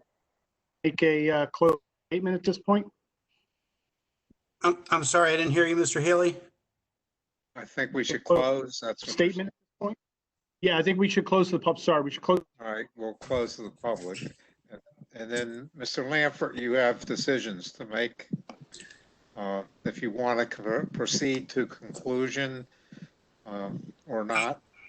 I would like to make my closing statement, and then I'd like about 5 minutes just to reach out to my client to see whether he wants to defer the vote or not. But I'd like to finish all the testimony, including my closing statement at this juncture. Go ahead. Okay, thank you, Mr. Chairman. I am not going to spend a lot of time going over the testimony of what we are proposing, but I do want to say clearly that what we are proposing, despite what Mr. Gottlieb and Mr. Wagner says, is not an overdevelopment of the site. We are well under the building coverage requirements, well under the impervious coverage requirements. As a matter of fact, we're well under by 10%. Part of that is because there's some environmental constraints and we can't develop it further, but we are under. So there is not an overdevelopment of the site. I want to really focus on some of the statements made by Mr. Gottlieb and Mr. Wagner. The first statement that Mr. Gottlieb says that we should have a traffic study that's done for weeks, and that's typical. I've been practicing law for 40-some years, appearing before boards for 40-some years, and you don't do traffic studies for weeks on a project of this kind. You do a traffic study. And in this case, Mr. Seckler did 2 traffic studies. He did one 3 years ago and he did one a couple months ago. And as a matter of fact, he testified that the study that he did the most recent one had some less numbers than the prior study. So Mr. Gottlieb is 100% wrong as to what is required to be presented to the board for the board to consider. The next statement that he made was that we did not consider making left turns out of the site. Mr. Seckler indicated that left turns can be made from the site. They can be made safely. There's adequate site distance, and that was in fact considered and was in his report. Mr. Gottlieb then says, well, the board really can't make a decision because the building is speculative. There's nothing in the municipal land use law, the township ordinances, or any regulations that say we have to have a specific user for the building and that the board needs that information to base its decision. Quite frankly, over the years, I've appeared before the planning board and handled numerous applications for medical offices on Veronica Avenue for numerous physicians or for numerous developers, and all of those buildings were speculative. I've had my developer testify, we don't know what doctors are coming in here, but we're building medical offices. That's fairly typical, and it's the same with warehouses. There is no requirement that I have to have a user in mind, and our information that we're providing to the board is based on traffic consultants and experts who have done studies of these buildings and can clearly indicate what kind of traffic would be generated from them. The other statement that was made was that these doctors didn't contemplate this type of traffic. This property is in an M2 zone. The zoning ordinance, and it has been in place forever and has not changed. And when these doctors either bought their buildings or built their buildings, the zoning ordinance permits manufacturing, fabrication, wood and paper products, construction, ice cream facilities, manufacturing of spirits and liquors, biological, chemical, dental, electric, pharmaceutical, and general laboratories, industrial parks, warehouses, general office buildings, administrative office and dispatch for taxi and limousine services, indoor recreation uses, hotels, extended stay, childcare center, personal storage, and many warehouses. So when these doctors bought these properties, these uses were permitted in the zone, and they either knew or should have known that something like this could be developed legally behind their properties. In addition, and I didn't ask Mr. Seckler the question, but if you think about the traffic that he testified to would be generated from this facility, I would ask the board to consider if this site was developed for all medical offices, we'd probably have significantly more traffic than was testified to by Mr. Seckler. Obviously, the trip generations of medical offices is, indicated by Mr. Gottlieb and Mr. Wagner. Oh, we have a lot of people coming in and out all the time, a lot of traffic, and this is going to affect our patients.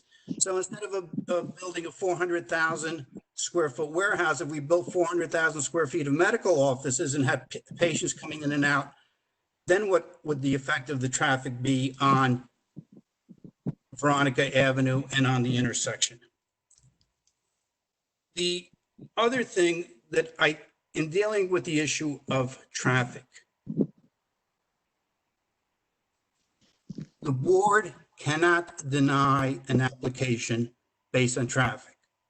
There's the Dunkin' Donuts case out of South Brunswick, which clearly indicates that. I think Mr. Thomas sort of hit on that earlier. The board has to concern itself, can we get our trucks on and off the site? Can we get our cars on and off the site? If there is a problem at Hamilton Street, if there is a problem at Route 27 and Veronica Avenue, those are problems above and beyond our development. The state controls the intersection of Route 27, and the county controls the intersection of Hamilton and Veronica. If they felt that improvements were necessary at either of those intersections, they would make those improvements.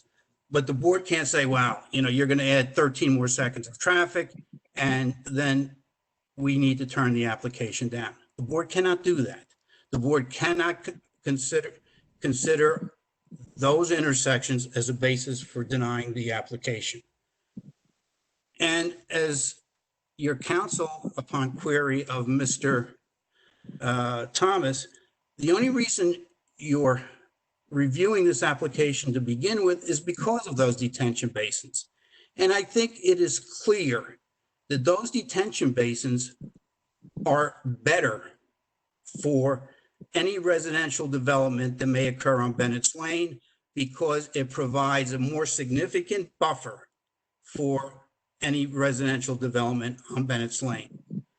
This project does not impact Bennett's Lane. We don't take trucks to Bennett's Lane. We don't have any driveways going to Bennett's Lane.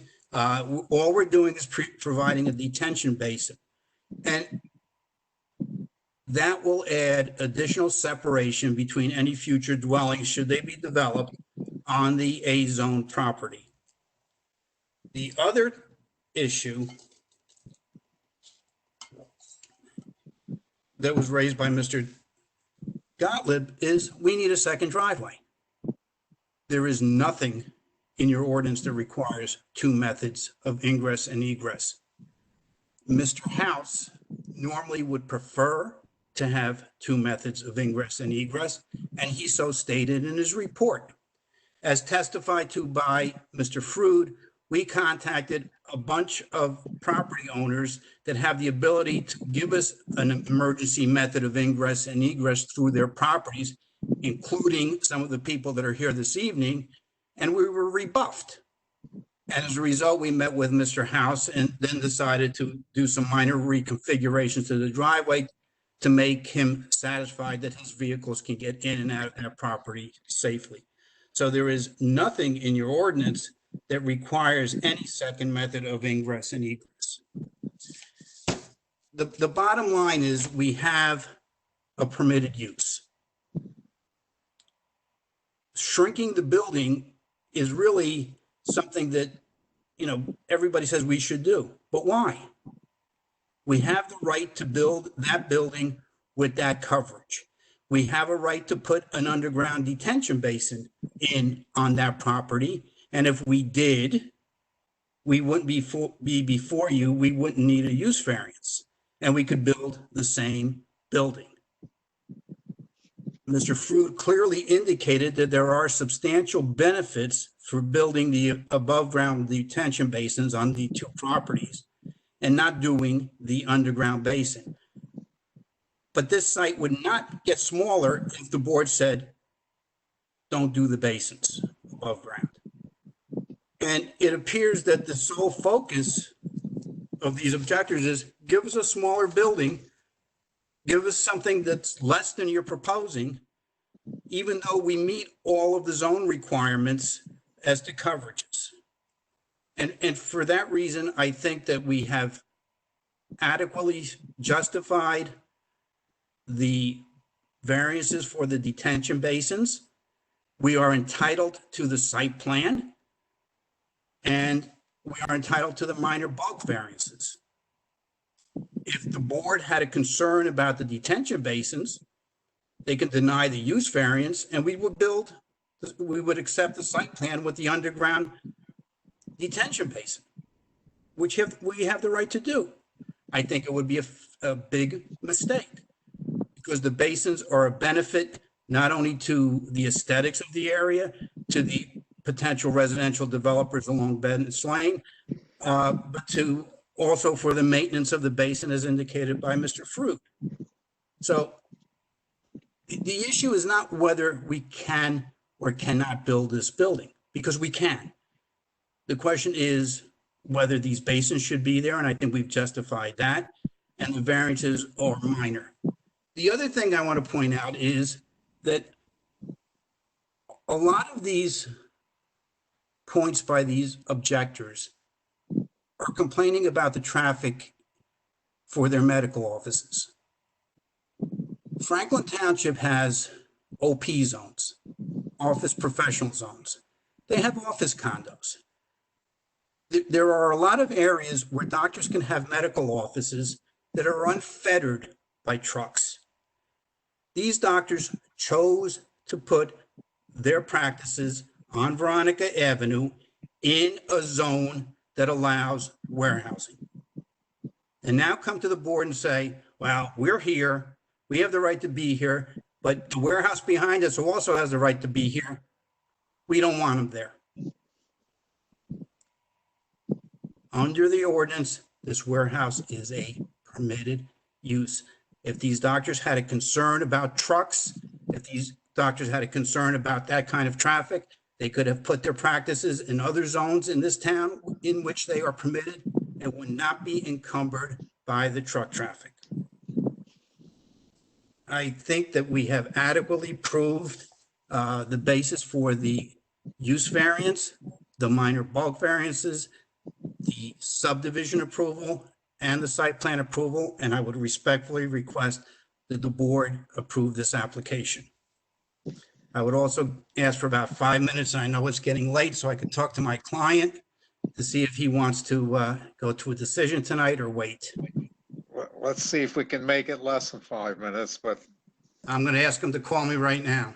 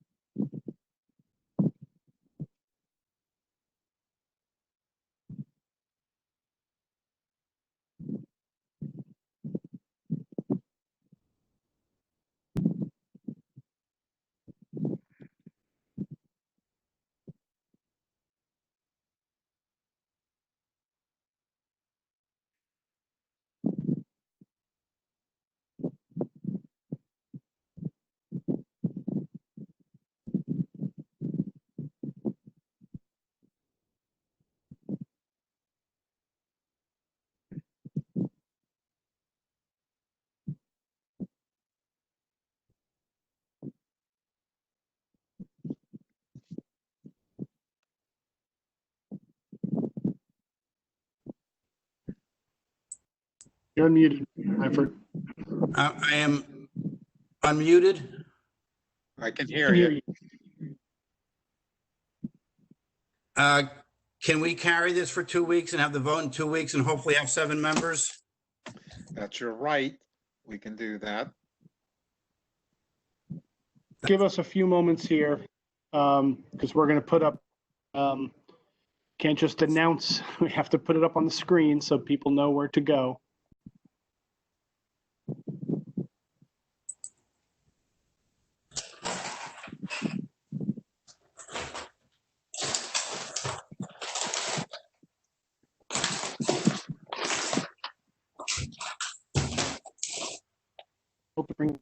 You try.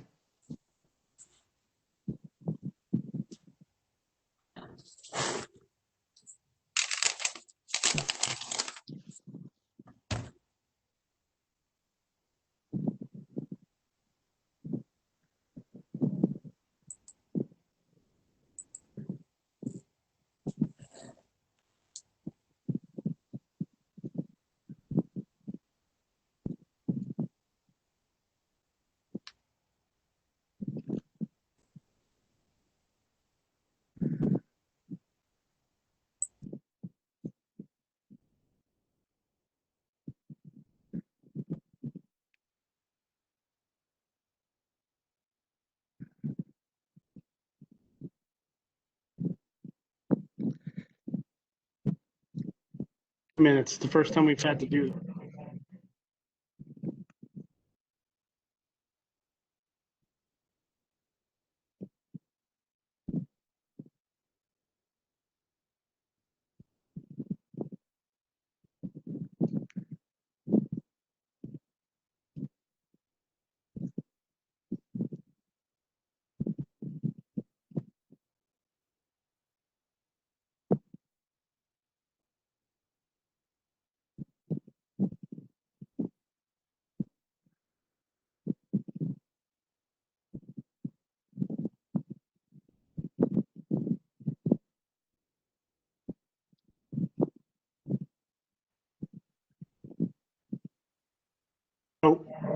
for the WebEx, see the WebEx link your screen. You also, if you go to our website, which is twpnj.org, and go to upcoming meetings of the planning board, you'll see again the link to the WebEx meeting. We'll leave it up there for a few minutes so you can write it down if you wish.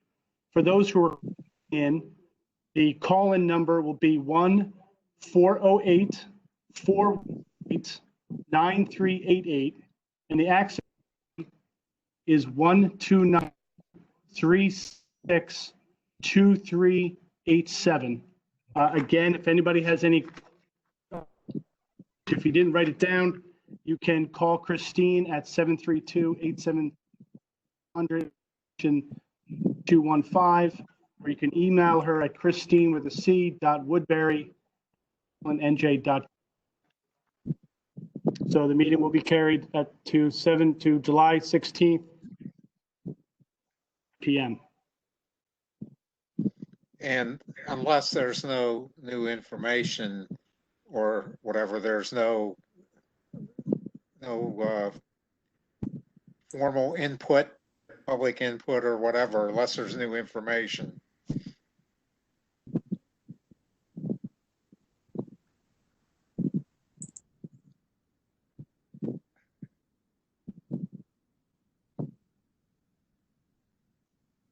All right, so I think we've left it up there for a few minutes. Ample opportunity, again, to see the WebEx link and to see the call-in number and access code.